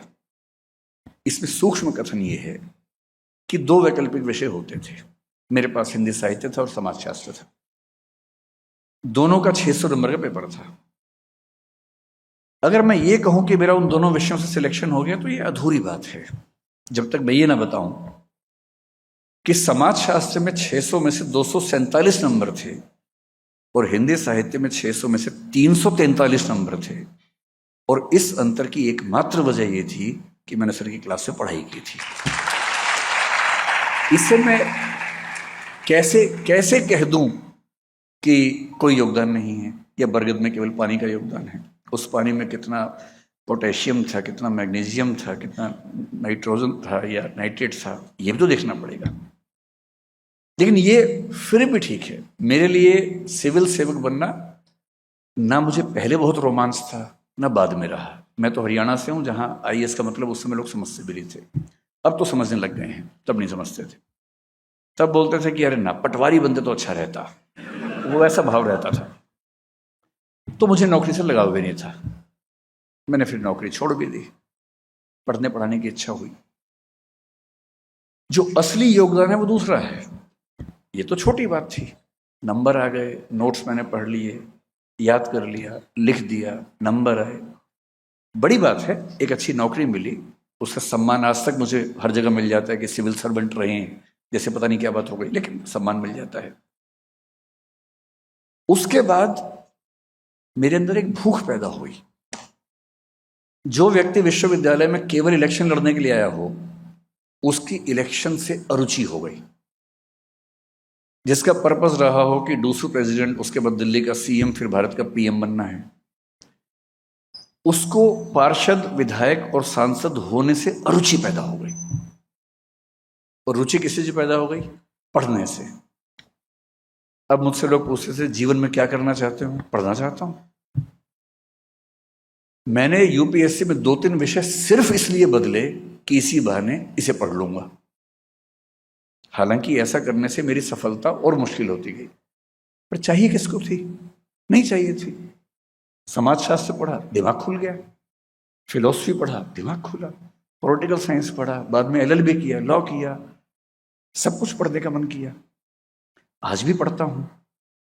और आज मेरी स्थिति ये कि किसी भी विषय को पढ़ते हुए मैं हर विषय से उसको लिंक कर पाता हूं, तो इसलिए कि उसका बीज सही समय पर पानी के साथ उस पेड़ के अंदर एक सही माली ने डाल दिया था। और ये तो संयोग की बात है कि मैं जिस जमाने में 40-45 का हुआ, उस जमाने में यूट्यूब आ गया, और सर जिस जमाने में हुआ तब यूट्यूब नहीं आया था। इतनी सी बात है। मुझे लोग ज्यादा जानने लग गए, तो इसमें यूट्यूब का योगदान है, मेरा नहीं। मैं भी एक बंद क्लासरूम में 25 साल से पढ़ा ही रहा था। कौन जानता था? कोई नहीं पूछता था। पर क्योंकि मैं निजी क्षेत्र में हूं, तो वहां वीडियो बनाना आसान काम था। कॉलेज में ये संभव नहीं है, व्यावहारिक नहीं है। इसलिए कौन कितना प्रसिद्ध है, ये तुक्के की बात है, संयोग की बात है। और प्रसिद्धि से कोई ये समझने लगे कि मैंने बहुत तीर चला दिया है, ऐसा घमंड अगर किसी को हो जाए, उससे बड़ा निपट मूर्ख कोई हो नहीं सकता है। और ये बात जिंदगी में कभी भूलना नहीं चाहिए कि मैं जो कुछ भी हूं कैसे बना। सर ने मुझे जो कवि सबसे गहराई से पढ़ाया वो कबीरदास थे, और कबीरदास आज तक मेरे प्रिय कवि हैं। मुझे पूरे हिंदी साहित्य में एक कवि चुनना हो, हालांकि दुविधा होती है कबीर तुलसी के बीच में मुझे। फिर मैंने एक कविता सुन ली, उन दोनों के बारे में तो और दुविधा होने लग गई। कैसे कहूं कि कविता मेरी खींचे नई लकीर, कैसे कहूं कि कविता मेरी खींचे नई लकीर, मेरे 2 बाप हुए हैं तुलसी और कबीर। एक नहीं, 2 बाप हुए, दोनों सर ने पढ़ाए। मतलब सर ने सारे कवि पढ़ाए, इन 2 को विशेष रूप से पढ़ाया। तुलसीदास मेरे बहुत प्रिय कवि हैं, और वो सिर्फ सर की बदौलत है। कबीर तो मैं फिर भी थोड़ा पहले से रुचि रखता था। कबीरदास को पढ़ते हुए बहुत सारे दोहे, सर को बहुत सारी पंक्तियां याद रहती है कविता की। सर से प्रेरणा लेके मैंने भी खूब रटा। मुझे भी 500,000 कविताएं छोटी छोटी आज याद हैं, तो प्रेरणा वहीं से आई थी। कबीर को पढ़ाते हुए सर ने बड़ी गहरी बात कही कि एक समय तक आदमी दुनिया के बताए रास्तों पर अंधानुकरण करता हुआ चलता है, अंधा होकर चलता है। फिर उसे एक सही व्यक्ति मिलता है, गुरु मिलता है, शिक्षक मिलता है। एक अच्छा शिक्षक पढ़ाता नहीं है। एक अच्छा टीचर वो बिल्कुल नहीं है जो नोट्स बनवा दे। एक अच्छा टीचर वो बिल्कुल नहीं है जो बता दे कि रोमिला थापर ने ये कहा है और डीडी कोशाम्बी ने ये कहा है। ये तो सामान्य बात है। चैट जीपीटी के जमाने में कौन पूछता है इन सब बातों को? चैट जीपीटी के ज़माने में टीचर्स को अपने अस्तित्व के बारे में फिर से सोचना पड़ेगा, मुश्किल होने वाला है। सीरियसली मुश्किल होने वाला है। अच्छा टीचर वो है जो ज्ञान नहीं देता, ज्ञान अर्जित करने के टूल्स देता है। कि ज्ञान खुद सीखना है, कैसे सीखना है ये मैं सिखाता हूं। और तब सर ने एक दोहा सुनाया कबीरदास का, जो आज तक मेरे सबसे प्रिय दोहों में से एक है। पीछे लागा जाई था लोक वेद के साथी। कि लोक समाज जो कहता है और वेद जो कहते हैं, मैं उसके पीछे पीछे अंधा होकर चल रहा था। पीछे लागा जाई था लोक वेद के साथी, आगे तैं सतगुर मिल्या दीपक दिया हाथी। आगे से सतगुर मिला, उसने मेरे हाथ में दीपक दे दिया। ज्ञान नहीं दिया, किताब नहीं दी, दीपक दिया। और बुद्ध के भाषा में कहा, अप दीपो भव, अपने प्रकाश स्वयं बनो, अपने प्रकाश की तलाश खुद करो।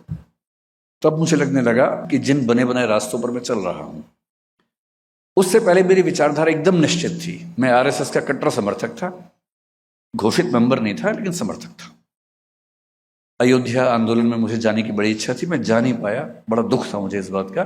बाकी कई दोस्त गए थे, मैं नहीं जा पाया था। और मैं जानबूझ के सब बातें सच बोलता हूं, ताकि झूठ क्यों बोलूं, मुझे झूठ बोल के क्या मिल जाएगा। मैं ऐसा था। फिर जब मैं विश्वविद्यालय में पढ़ने लगा, मैं वामपंथी हो गया ठीक ठाक। मैं किसी काडर में नहीं गया। मैंने सीपीएम, सीपीआई में या आईसा में, या उस समय एक एआईएसएफ भी थी, यहाँ पर दिशा छात्र संघ चलता था, डीएसयू, पीएसयू, कई स्टूडेंट बॉडीज चलती थी। मैं किसी का मेंबर कभी नहीं बना। पर मुझे उन लोगों से बात करके और समाजशास्त्र पढ़ के, मार्क्सवाद पढ़ के बड़ा अच्छा लगने लगा। मैं इधर से भाग के उधर चला गया, अब मैं ये हूं। और जब मैं सर से मिला, मैं बहुत दुविधा में था कि वामपंथ ठीक है या दक्षिणपंथ ठीक है। 10 साल बाद मुझे समझ में आया कि सर से मुझे दूसरा फायदा क्या हुआ। पश्चिम में 18वीं सेंचुरी में एक दार्शनिक हुआ कांट, जो मेरे ख्याल से पूरे पश्चिम की दुनिया का सबसे बड़ा दार्शनिक है। अगर मुझे कहे कि पश्चिम की दुनिया में पहले दार्शनिक थेलीस से लेकर वर्तमान दर्शन के लोगों तक, विटगेन्स्टीन तक, आपको एक चुनना हो जिसने पूरे दर्शन की धारा को चेंज कर दिया, आमूलचूल बदलाव कर दिया, तो वो इमैनुअल कांट है, जर्मनी का 18वीं सेंचुरी के दार्शनिक। जब वो बड़ा हो रहा था, उसके सामने 2 रास्ते चल रहे थे। एक को रैशनलिज्म या बुद्धिवाद कहते थे, एक को एम्पायरिसिज्म या अनुभववाद कहते थे। रैशनलिज्म में लाइबनिज नाम के एक बहुत प्रख्यात चिंतक चल रहे थे, अनुभववाद में ह्यूम बहुत प्रख्यात चिंतक थे, इंग्लैंड के थे। कांट ने लिखा कि मैंने लाइबनिज को पढ़ा, मुझे लगा ये तो अंतिम सत्य है, इससे बड़ा सत्य क्या हो सकता है, और मैं उसके पीछे चलने लगा। इसी बीच में ह्यूम की किताब मेरे हाथ आ गई, और ह्यूम को पढ़ा तो मुझे लगा, अरे यार, वो तो ऐसे ही बोल रहा था, अंतिम सत्य तो ये है। तो कुछ दिन में अनुभववादी बना रहा। कुछ दिन बाद फिर लाइबनिज को पढ़ा तो मुझे लगा, नहीं, यही है अंतिम सच, यही है। फिर ह्यूम को पढ़ा तो लगा, ना, इससे अंतिम कुछ हो ही नहीं सकता है। और फिर वो लिखता है, इस कंफ्यूजन से मैं इतना परेशान हुआ, अंत में मैं समझ गया कि अपना ही रास्ता बनाना होगा। और वहां से एक नई थॉट पैदा हुई, जिसको क्रिटिसिज्म कहते हैं, समीक्षावाद कहते हैं, जो पश्चिम के दर्शन की सबसे गहरी थॉट बनकर उभरी। सर से मिलने से पहले मैं भी दक्षिणपंथ वामपंथ के बीच में झूलता था। कभी ये खींचता था, कभी वो खींचता था। फेमिनिज्म पढ़ा तो मैं फेमिनिस्ट हो गया कुछ दिनों के लिए। अम्बेडकर बात पढ़ा, मैंने कहा, अरे अंतिम सच तो ये था, ये कहां छुपा हुआ था। संतुलन नहीं था। और जब बहुत सारे विचार आपको खींच रहे हैं और आप संतुलित ना हो, तो आप क्या होगा, घंटे के हिसाब से आप अलग अलग वाद के शिकार होते रहते हैं। सुबह आप संघवादी थे, शाम को मार्क्सवादी हो गए हैं। दोपहर को फेमिनिस्ट होते हुए निकले हैं, रात को किसी से बात हुई अम्बेडकरवादी हो गए थोड़ी देर के लिए। बैलेंस बन ही नहीं पा रहा। सर के अंदर जो बात मुझे सबसे अच्छी लगती है वो ये कि मैंने पहली बार किसी को देखा जीवन में कि कोई व्यक्ति कार्ल मार्क्स के बारे में बात करते हुए उतना ही सहज जितना सिगमंड फ्रॉइड पे बात करते हुए, जितना चार्ल्स डार्विन पे बात करते हुए, उन सब की किताबों का रेफरेंस देके उनकी थॉट्स पर बात करना। मुझे लगा कि जब तक मैंने दुनिया को पढ़ा ही नहीं तब तक किसी एक रास्ते पर चल के हीरो बनना कि यही सही रास्ता है, कितनी बड़ी मूर्खता है। और उस दिन से आज तक मैं ऐसी किसी भी मूर्खता से बचा हुआ हूं। मैं किसी विचारधारा का समर्थक नहीं हूं, ना होऊंगा। मैं विचार लेके चलूंगा, धारा में नहीं बहूंगा। और विचार के साथ जीना है, धारा में नहीं बहना है। ये बुनियादी समझ उसी पानी के गिलास में थी जिसको सर ने कहा कि बरगद में डाल दिया था, वहीं से। किसी अध्यापक का किसी विद्यार्थी के जीवन में क्या योगदान हो सकता है, इसकी बहुत बहुत तरह की कहानियां होती हैं। पश्चिम के विचारकों में घमंड थोड़ा ज्यादा नजर आता है, कुछ बड़े विनम्र भी हुए। सुकरात का शिष्य प्लेटो था, मैं तो वैसा बनना चाहता हूं। प्लेटो जैसा बौद्धिक तो मैं नहीं हूं, प्लेटो जैसा विनम्र बनना चाहता हूं। सुकरात ने प्लेटो को बहुत सिखाया, प्लेटो ने बहुत किताबें लिखी, और प्लेटो ने एक भी किताब में एक भी वाक्य अपना कह के नहीं लिखा, सारे वाक्य सुकरात के कह के लिखे, इस भाव से कि मैंने हल्का फुल्का जोड़ दिया होगा, मूल भाव तो वहीं से आया है, मेरा क्या है इसमें। और उस प्लेटो का शिष्य अरस्तु था। उस अरस्तु ने प्लेटो के सारे सिद्धांतों को सिर के बल खड़ा कर दिया। अरस्तु बहुत महान विचारक है, पर उसमें अहंकार भी कम नहीं है। उसने महिलाओं के बारे में इतनी उठपटांग बातें कही, दासों के बारे में इतना खराब खराब लिखा, पर बड़ा विचारक तो था ही। और इसलिए अरस्तु का विद्यार्थी कोई महान विचारक नहीं बना, सिकंदर बना। क्योंकि आक्रामक अध्यापक का विद्यार्थी आक्रामक ही हो सकता है। वो दुनिया को जीतने में लगा रहा, खुद को नहीं जीत पाया। डायोजनीज नाम का दार्शनिक एक बार सिकंदर से उसकी बात चल रही थी। डायोजनीज एकदम मस्त मौला, जैसे सर है, कुछ मतलब नहीं दुनिया जहां से, जो बुनियादी जरूरतें हैं पूरी हो रही हैं, पर्याप्त है। डायोजनीज एक सिनिक फिलोसफर था, अमीर आदमी था, सब छोड़ के, बुद्ध की तरह सब छोड़ छाड़ के एक सड़क के पास रखे हुए एक टब के अंदर रहता था। सारी संपत्ति छोड़ के बैठ। उसके पास कुल संपत्ति क्या थी? पानी पीने का एक गिलास और एक आध कपड़ा जो वो पहनता था। एक दिन गिलास चोरी हो गया, तो लोगों ने कहा यार तुम्हारे तो गिलास भी चोरी हो गया। वो बोला यार मजा आ गया मुझे, कल तक मुझे नींद आते हुए ना परेशान रहता था गिलास कोई लेना जाए, अब चला गया, परेशानी ही नहीं हो रही। और रही बात पानी पीने की, जब मैं कल नदी पे गया गिलास भर रहा था तो पड़ोस में एक कुत्ता आया, वो सीधे पी रहा था, तो मैं भी सीधे पी लूंगा, क्यों गिलास ढोऊं बिना बात के। जब सिकंदर ने उसकी ख्याति सुनी, सिकंदर राजा था, तो सिकंदर उसके पास गया। वो आदमी आराम से लेटा हुआ धूप में, सिकंदर सामने आके खड़ा हुआ। सिकंदर बोला मैं यूनान का राजा सिकंदर हूं। उसने यूं देखा, बोला हाँ जानता हूं। बोले मैं आपसे बहुत प्रभावित हूं डायोजनीस, क्या मैं तुम्हारे लिए कुछ कर सकता हूं? उसने कहा हाँ, थोड़ा साइड में हो जाओ, धूप आ रही थी।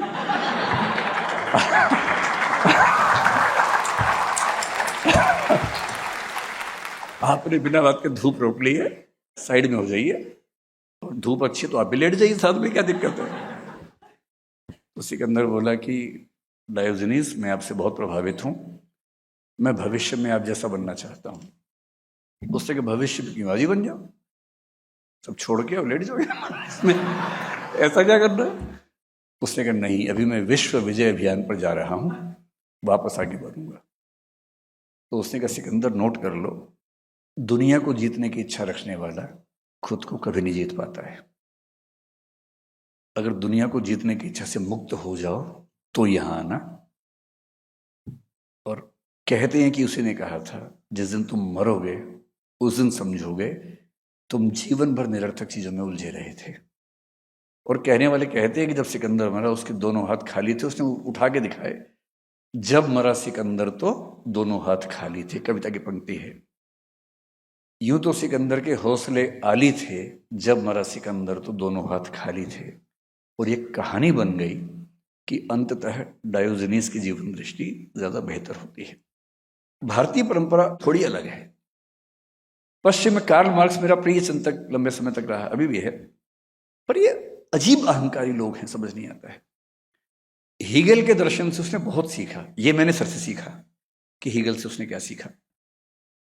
हीगल ने डायलेक्टिक आइडियलिज्म नाम से एक सिद्धांत दिया, मार्क्स ने उसको डायलेक्टिक मेटेरियलिज्म कर दिया, और फिर कहा कि हीगल ठीक कह रहा था, बस वो सिर के बल खड़ा हुआ था, मैंने उसको सीधा कर दिया।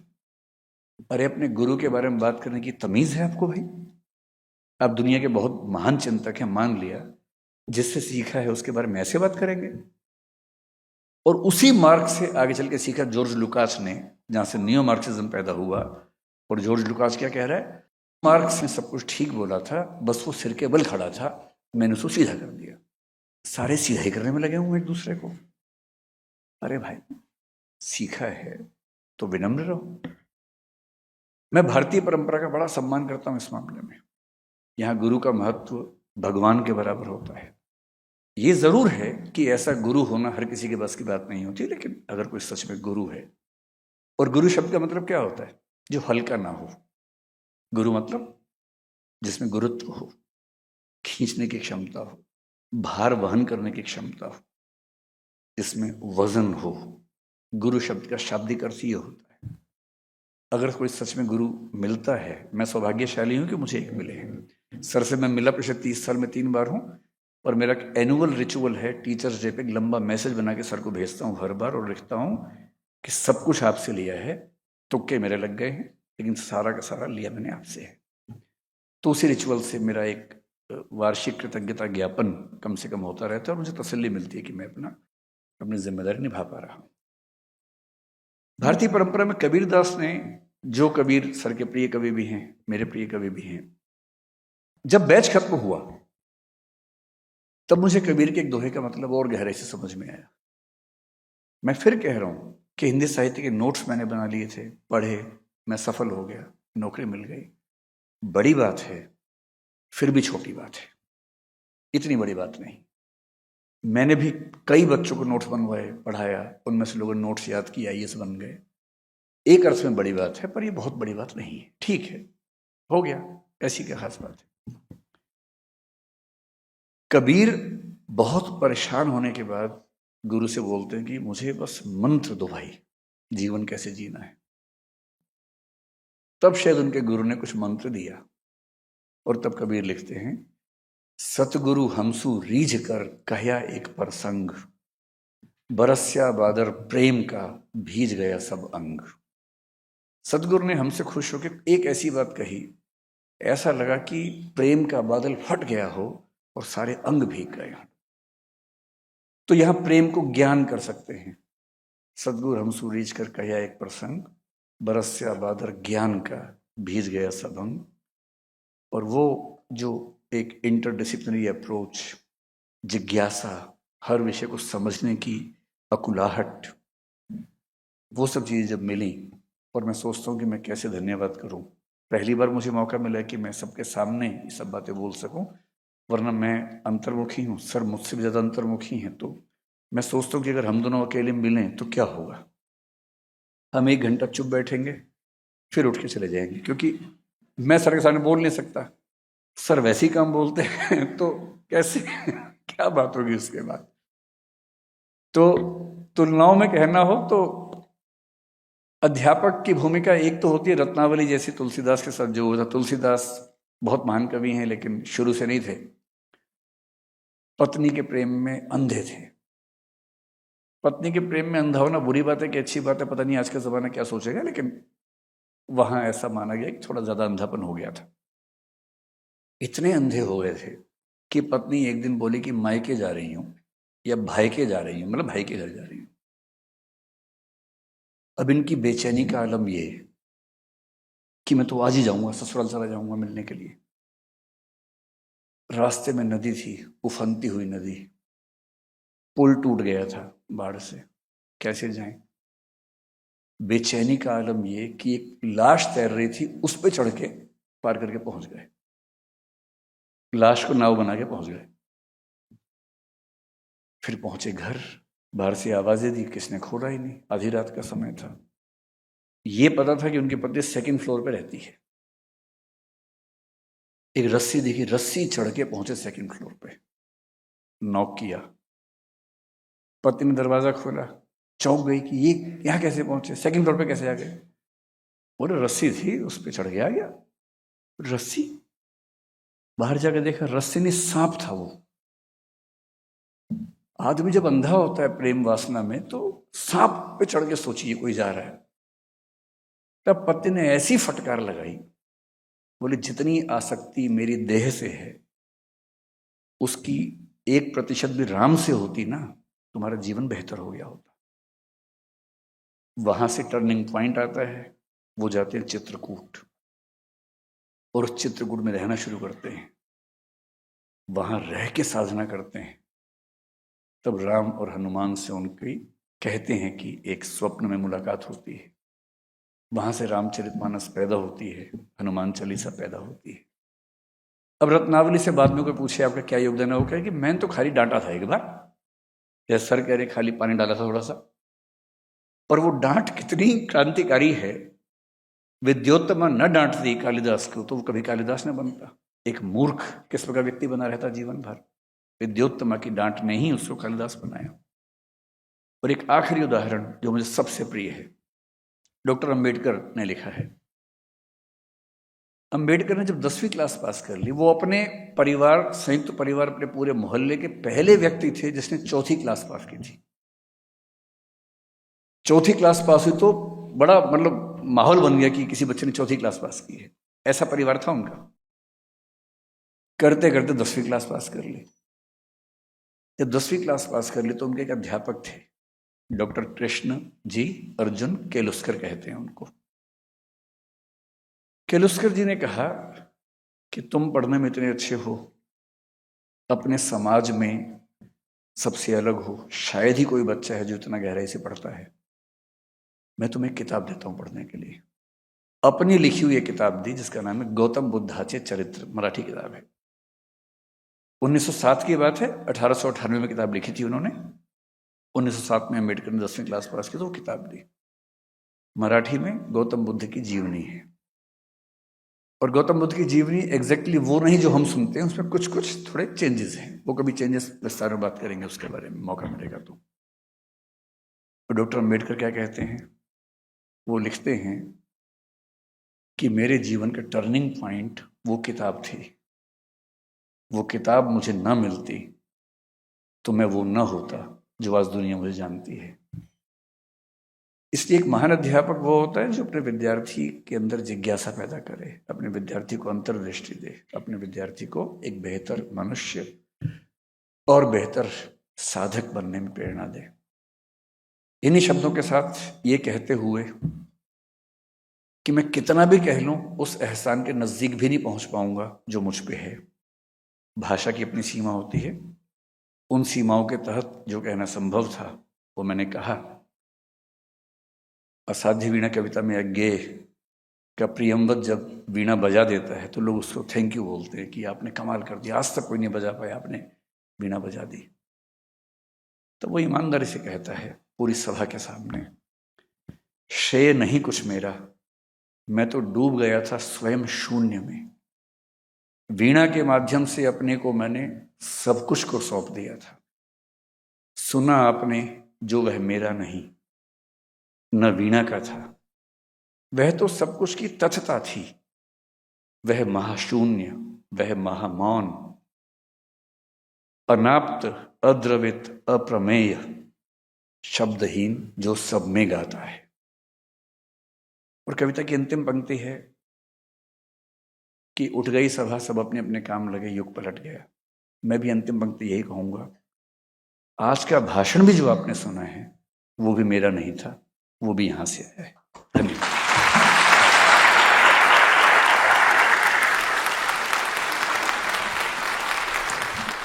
विकास सर को एक बार मैंने कहते सुना था कि उन्होंने अपनी ही कविताएं जो उन्होंने लिखी थी उनको जब उन्होंने वापस पढ़ा तो उन्होंने अपनी कविताओं को या तो आग लगा दी या फिर उन्होंने उन्हें कूड़े में फेंक दिया। लेकिन हिंदू महाविद्यालय ऐसा कॉलेज है जहां वस्तुओं के साथ साथ भावनाओं को भी सहेज कर रखा जाता है। सर को मैं ये याद दिलाना चाहूँगा कि इंद्रप्रस्थ जो कि हमारे कॉलेज की वार्षिक पत्रिका है, उसमें उनकी कविता सारे जहां से अच्छा, जो कि उन्होंने स्नातकोत्तर 1995 के आसपास लिखी थी, वो आज भी सहेज कर रखी गई है सर। हिंदू कॉलेज के लिए आपका हमेशा उपलब्ध होने का आश्वासन इस कॉलेज के लिए आपके स्नेह को दर्शाता है। आपके इस स्नेह के लिए बहुत बहुत धन्यवाद सर। आज के हम जिस संवाद के लिए हिंदू कॉलेज के इस विशाल सभागार में एकत्रित हुए हैं, उसको प्रारंभ करने के लिए इस संवाद के मध्यस्थ डॉक्टर शंकर कुमार को मैं यह मंच सुपुर्द करती हूँ। मेरा आपसे निवेदन है कि गुरु शिष्य के बीच इस संवाद को सुचारू रूप से आगे बढ़ाएं। चलिए, इस संवाद को शुरू करते हुए मैं आपको बता दूं कि कुछ प्रश्न जो मैनेजमेंट कमेटी है इस सोसाइटी की, उन्होंने मुझे प्रदान किया है और संभवतः ये प्रश्न आपके ही प्रश्न हैं। तो समय को ध्यान में रखते हुए मैं एक या दो प्रश्न उनमें से चुनकर प्रोफेसर रामेश्वर राय और डॉक्टर विकास देवकीर्ति के समक्ष रखूंगा, और उससे इतर अगर डिस्कशन के बीच में कुछ बातें आती हैं तो देखते हैं कि उसको कैसे आगे बढ़ा सकें, और उसके पश्चात आप भी एक दो प्रश्न पूछ सकते हैं। तो पहला प्रश्न प्रोफेसर रामेश्वर राय से है। एक गुरु का सबसे बड़ा संतोष क्या है? एक शिक्षक को अपने विद्यार्थी की कौन सी उपलब्धि सबसे ज्यादा संतोष देती है? मुझे लगता है कि एक शिक्षक की सबसे बड़ी उपलब्धि यह है कि एक बिंदु पर आकर वह अपने शिष्य से सीखने की स्थिति में आ जाए। सिखाना शुरू करता है, निष्पत्ति सीखने से होती है। यूट्यूब की कृपा से और उन परिस्थितियों से जिनमें अब चीज़ें उपलब्ध हैं, तो विकास को मैंने बहुत सुना है और विकास को मैंने बहुत देखा है। और सुनते और देखते हुए मुझे लगता है कि अगर मैंने अध्यापन कर्म चुना तो उस अध्यापन कर्म की जो चरम निष्पत्ति है कि अपने ही विद्यार्थी से सीखने और जानने की अनंत दिशाएं मेरे सामने हैं, तो शिक्षक की उपलब्धि ये है कि वह अपने शिष्य से सीखने की स्थिति में आ जाए।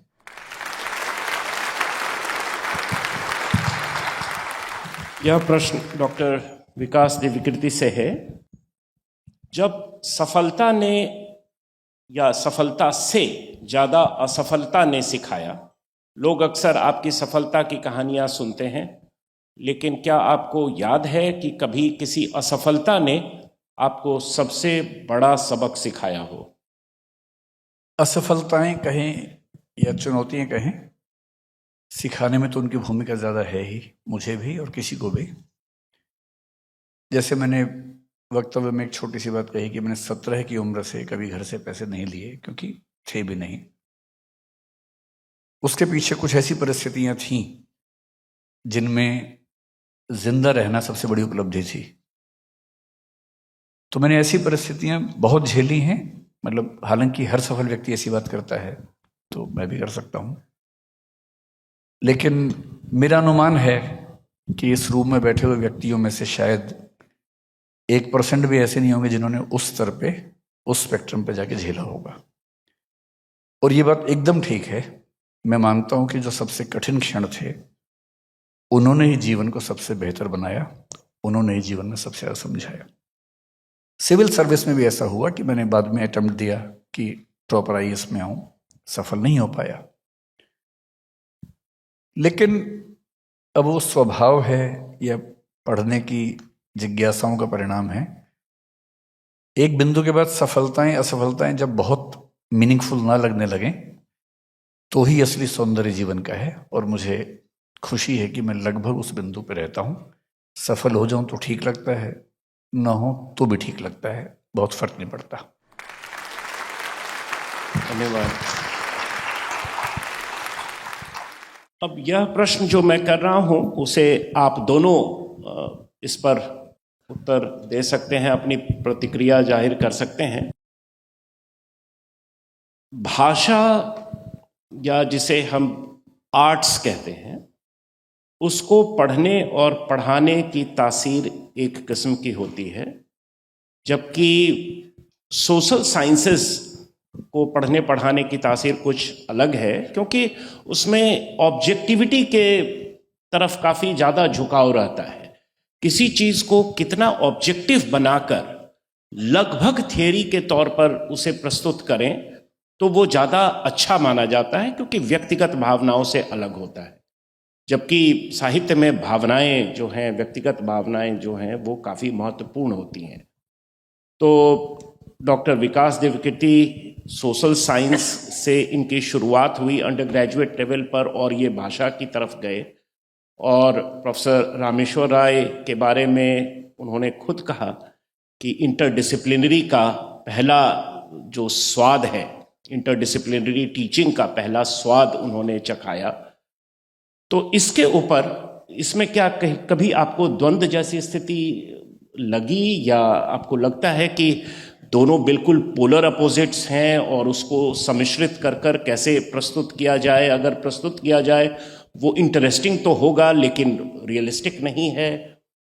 तो इस पर मैं प्रतिक्रिया जानना चाहूँगा आप दोनों का। भाषा को लेकर एक वहम तो मैं नहीं कहूँगा, लेकिन एक धारणा वैसी बनी हुई है कि भाषा एक अलग किस्म की चीज़ है। भाषा ऑर्नामेंटल होती है, आभूषण धर्मी होती है। यानी भाषा अपनी बात को सजाकर कहने का उपकरण है।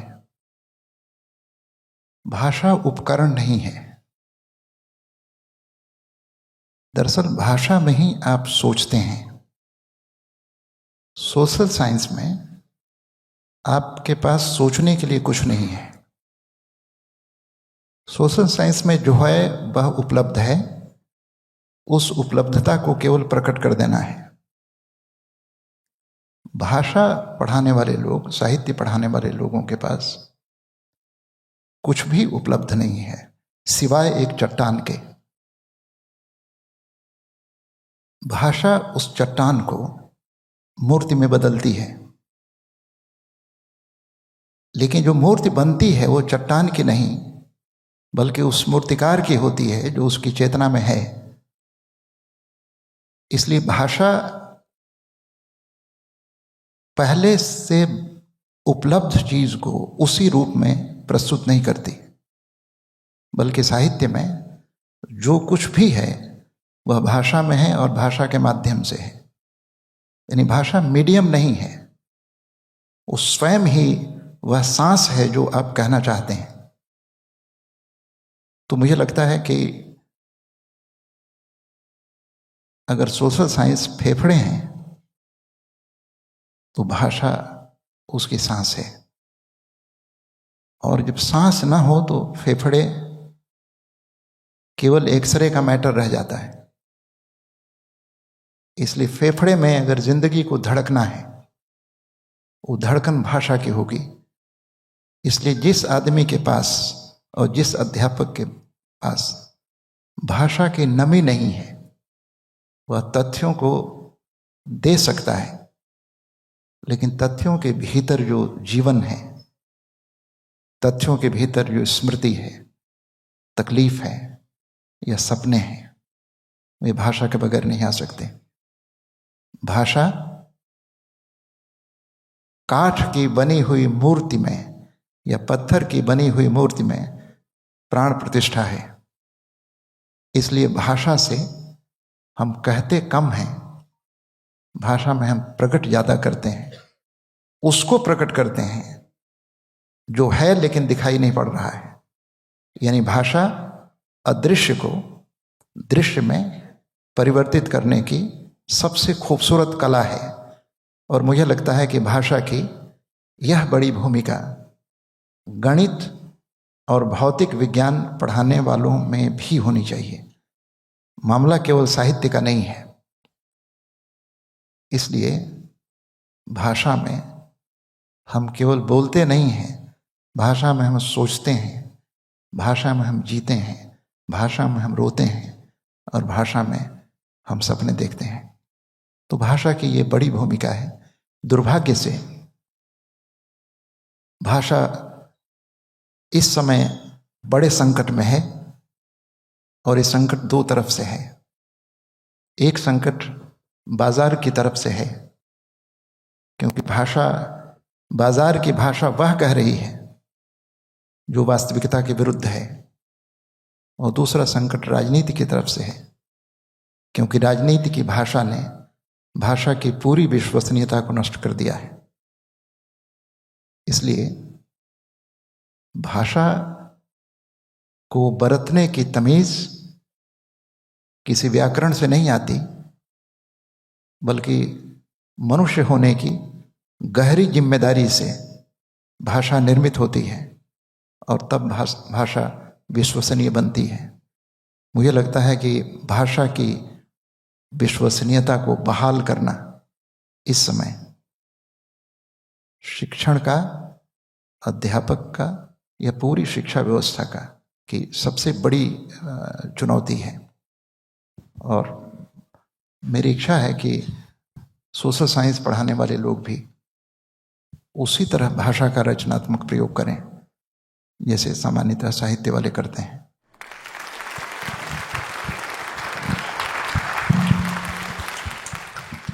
मेरे ख्याल से भी सोशल साइंसेस और भाषा को इतना बहुत अलग मान के चलने में दुविधा होती है। सोशल साइंस का जन्म वहाँ से हुआ जब हम सोसाइटी को बनाने वाली चीज़ों को साइंस के पैमाने पर पढ़ना चाहते थे। इसलिए सोशियोलॉजी को सबसे पहले सोशल फिजिक्स कहा गया। बहुत कोशिश की ऑगस्ट कॉम्ट ने, डर्कहाइम ने, कि हम समाज को फिजिक्स की तरह से पढ़ के फिजिक्स जैसे कानून बना के समझ सके। लेकिन फिर सोशल 19वीं सेंचुरी का एक मदहोशी थी, पागलपन था कि सोशल साइंसेस के हर विषय में फिजिक्स और केमिस्ट्री जैसी ऑब्जेक्टिविटी की तलाश चल रही थी। 20वीं सेंचुरी आते आते ये समझ में आना शुरू हुआ सभी सामाजिक विज्ञानों को कि हम ह्यूमन बीइंग को ठीक वैसे नहीं समझ सकते जैसे किसी ऑब्जेक्ट को समझते हैं, और ह्यूमन बीइंग द्वारा बनाई गई सामाजिक संरचनाओं को उस ऑब्जेक्टिव तरीके से कैसे समझें जैसे रसायन के यौगिकों को समझते हैं। इसलिए हर विषय में एक बात आई कि हमें ऑब्जेक्टिव होना है पर सब्जेक्टिविटी का सम्मान करते हुए होना है। जैसे मैक्स वेबर ने समाजशास्त्र में पहली बार कहा कि हम इंटरप्रिटेटिव अंडरस्टैंडिंग की बात करेंगे, केवल ऑब्जेक्टिव अंडरस्टैंडिंग की बात नहीं करेंगे। ये ट्रेंड बन गया। आज भी कुछ कुछ वैसा ट्रेंड है। पोस्ट मॉडर्निज्म में हमने पढ़ा कि जितने बड़े बड़े आख्यान हैं, मेटा नैरेटिव्स हैं, वो सब मीनिंगलेस हो चुके हैं। ऑब्जेक्टिविटी का जो क्रेज 19वीं सेंचुरी में था, अब वैसा क्रेज नहीं बचा है साइंस को छोड़ के। जहां तक भाषा की बात है, भाषा बनती है समाज में, न कि लेबोरेटरी में। समाज अपने संचित अनुभवों से, बातचीत से भाषा के नियम गढ़ता है। इसलिए किसी भी भाषा के नियम एग्जैक्टली ऑब्जेक्टिव हो नहीं पाते, जैसा कि हम किसी साइंस में देखते हैं। लेकिन साहित्य लिखना, भाषा में बोलना एक बात है, बोले हुए या लिखे हुए का अध्ययन करना, रिसर्च करना दूसरी बात है। प्रेमचंद होने के लिए, वाल्मीकि होने के लिए, कालिदास होने के लिए आपको बहुत भावुक और बहुत संवेदनशील होना लाजमी है, जरूरी है। उसके बिना काम ही नहीं चलेगा। अगर किसी गरीब, वंचित, पीड़ित व्यक्ति को देख के आपकी आंख से आंसू ना निकलें, खून के आंसू ना निकलें, तो आप उस पर कहानी, उपन्यास, कविता कैसे लिखेंगे?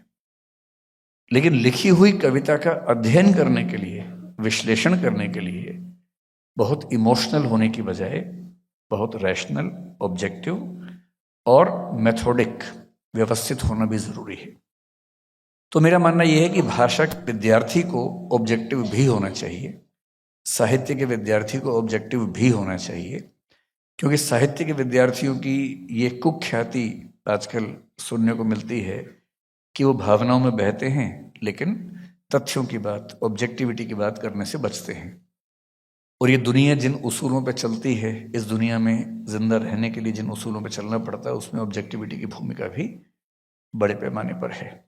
तो साहित्य के विद्यार्थियों से मेरा निवेदन ये होता है कि सिर्फ भावना की तरफ ना झुकें, उसके साथ ऑब्जेक्टिविटी को भी शामिल करें। और सोशल साइंसेस से ये निवेदन रहता है कि केवल मनुष्य को एक पुतला ना समझें, स्टिमुलस रिस्पॉन्स का पुतला ना समझें, उसके इमोशंस को महत्व दें। एक छोटा एग्जाम्पल तक बात खत्म करता हूँ। शंकर जी इतिहास के विद्यार्थी हैं, ऑब्जेक्टिविटी की बात इतिहास में खूब होती है। और मैं अक्सर क्लास में एक मजाक करता हूं कि ऑब्जेक्टिव इतिहास वो लिखेगा जो कहेगा कि मैंने सिर्फ वो लिखा है जो अभिलेखों में, पुरातात्विक साक्ष्यों में, सिक्कों से साबित होता है, उसके बियॉन्ड एक लाइन भी अपने मन से नहीं लिखी है। ऑब्जेक्टिव है, वस्तुनिष्ठ है। और फिर मैं आप सबसे पूछता हूं, आप सबके जीवन के जो सबसे गहरे प्रसंग होंगे, आपने पूरी ताकत लगाई होगी कि उससे कोई प्रमाण ना छूटे।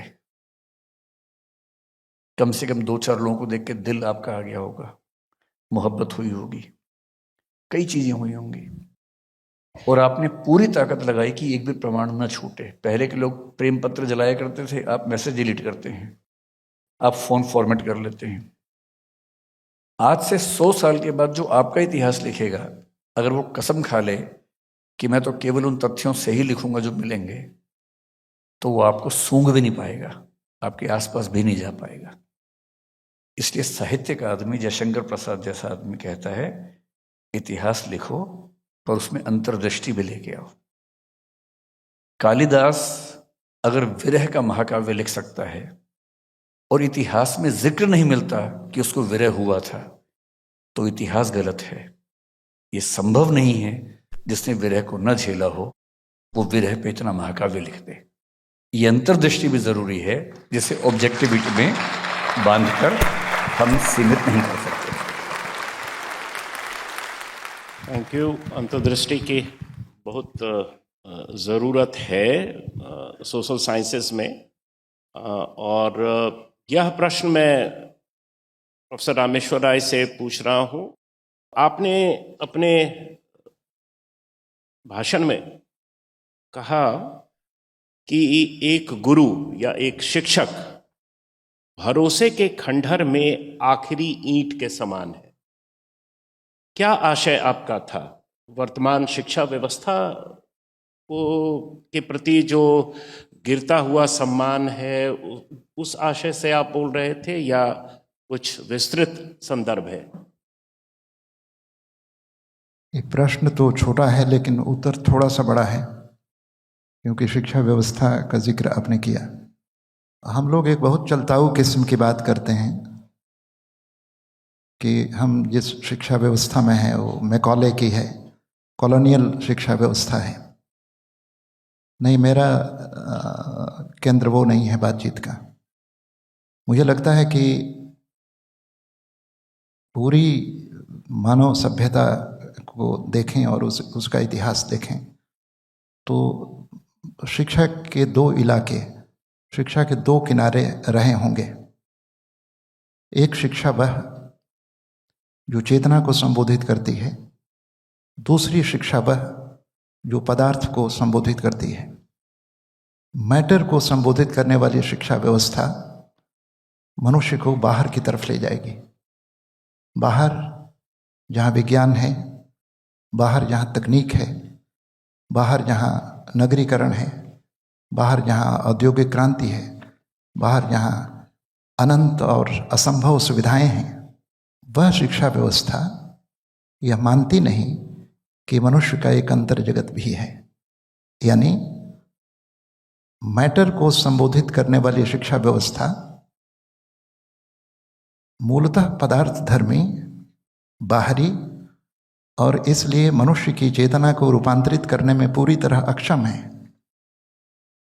मैं कई बार सोचता हूँ कि आधुनिक शिक्षा व्यवस्था से पूर्व जो दुनिया थी वो कैसी थी, और पदार्थ को संबोधित करने वाली शिक्षा व्यवस्था कैसी हुई।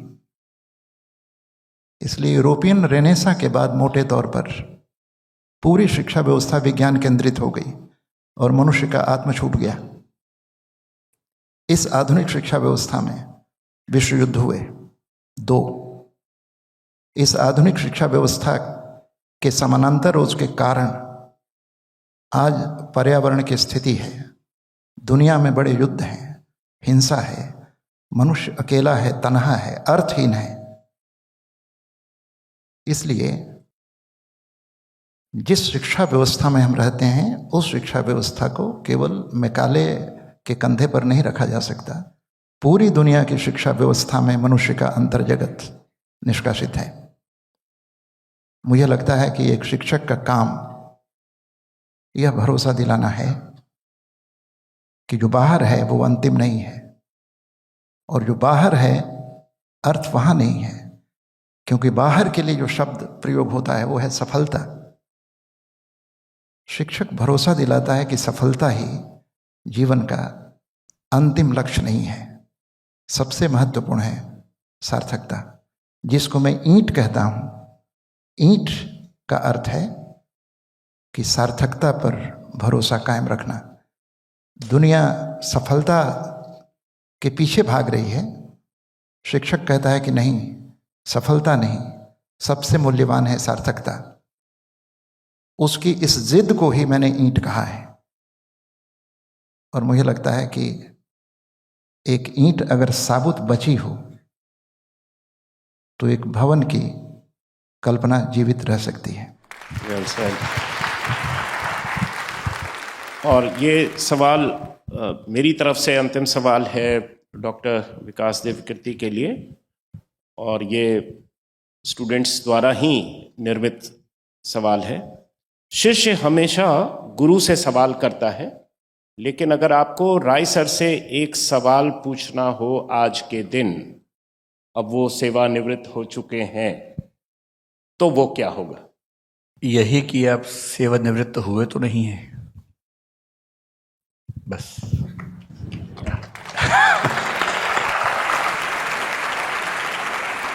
सेवा से निवृत्त होना और कार्य से निवृत्त होना दो अलग अलग बातें हैं। और मैं 2 वजहों से कहूंगा कि सर कभी कार्य से निवृत्त ना हो। 2 वजहों से। एक तो इसलिए कि सर ब्रह्म राक्षस ना बने, ये मैं खुद से भी कहता हूं, सबसे कहता हूं।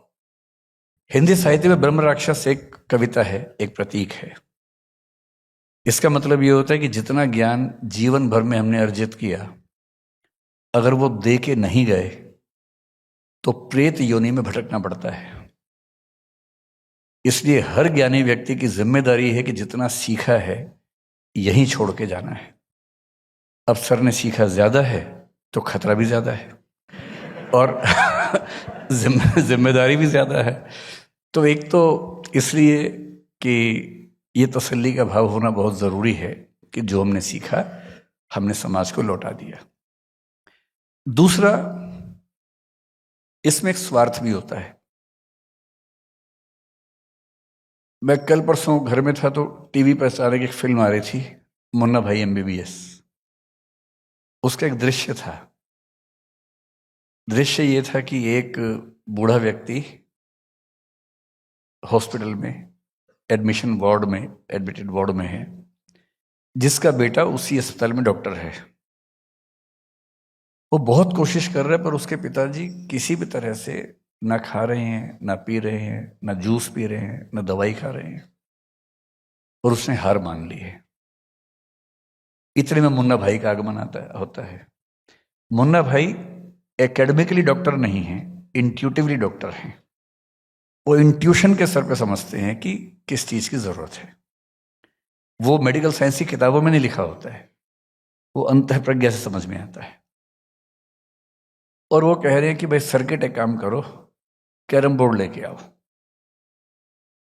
तो डॉक्टर लोग जो औपचारिक व्यवस्था वाले घबरा जाते हैं कि ये क्या बात है, तुम अस्पताल में कैरम बोर्ड मंगवा रहे हो।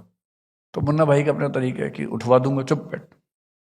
कैरम बोर्ड आता है, क्योंकि उन्होंने पता कर लिया कि बूढ़े पिताजी को कैरम बोर्ड खेलने में बड़ा मजा आता था। कैरम बोर्ड आ गया है, लोगों ने खेलना शुरू किया, कैरम की आवाज़ें आई, उस बूढ़े व्यक्ति के कान में आवाज़ गई, जिज्ञासा हुई, उठा, धीरे धीरे वहां तक पहुंचा। जैसे ही पहुंचा, एक सीट तुरंत खाली कर दी गई उनके लिए। वो आके बैठे। एक बहुत मुश्किल आखिरी शॉट है। स्ट्राइकर इधर है, जो गोटी लेनी है वो सामने की तरफ नाव के पीछे की तरफ फंसी हुई है, किसी कोण से नहीं जा पाएगी। मुन्ना भाई कह रहे हैं कि ये तो नहीं जाएगी पापा, सर्किट कह रहे तो नहीं जा पाएगी। वो बूढ़ा आदमी क्या कर रहा है, इशारे से ऐसे गुस्से के भाव से, चुप रहो।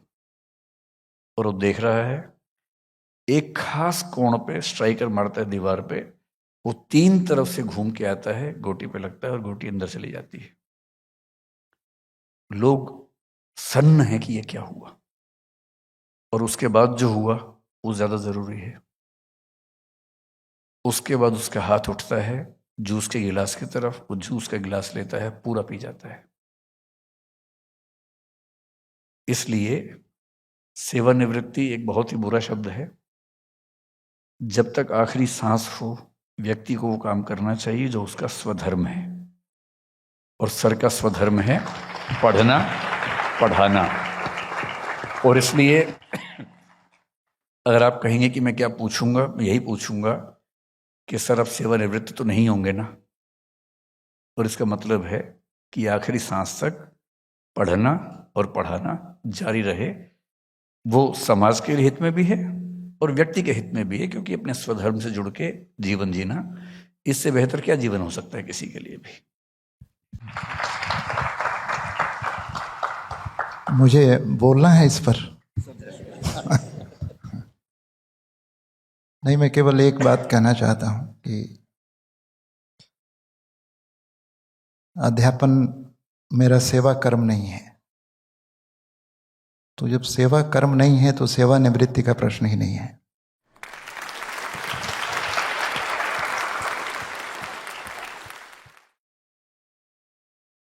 दूसरा, विकास ने ब्रह्म राक्षस की याद दिला दी है। घबराहट हो रही है मुझे।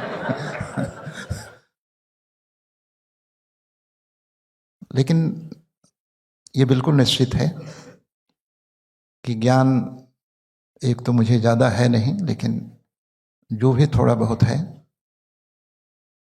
इसे कहीं भी लेकर नहीं जाना है।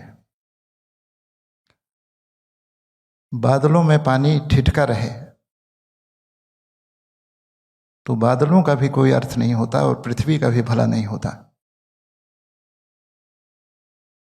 बादल बारिश की बूंदों के रूप में धरती पर आए हैं। ये धरती के लिए भी और बादल के लिए भी कल्याणकारी है। संकेत मेरा ख्याल है कि साफ है।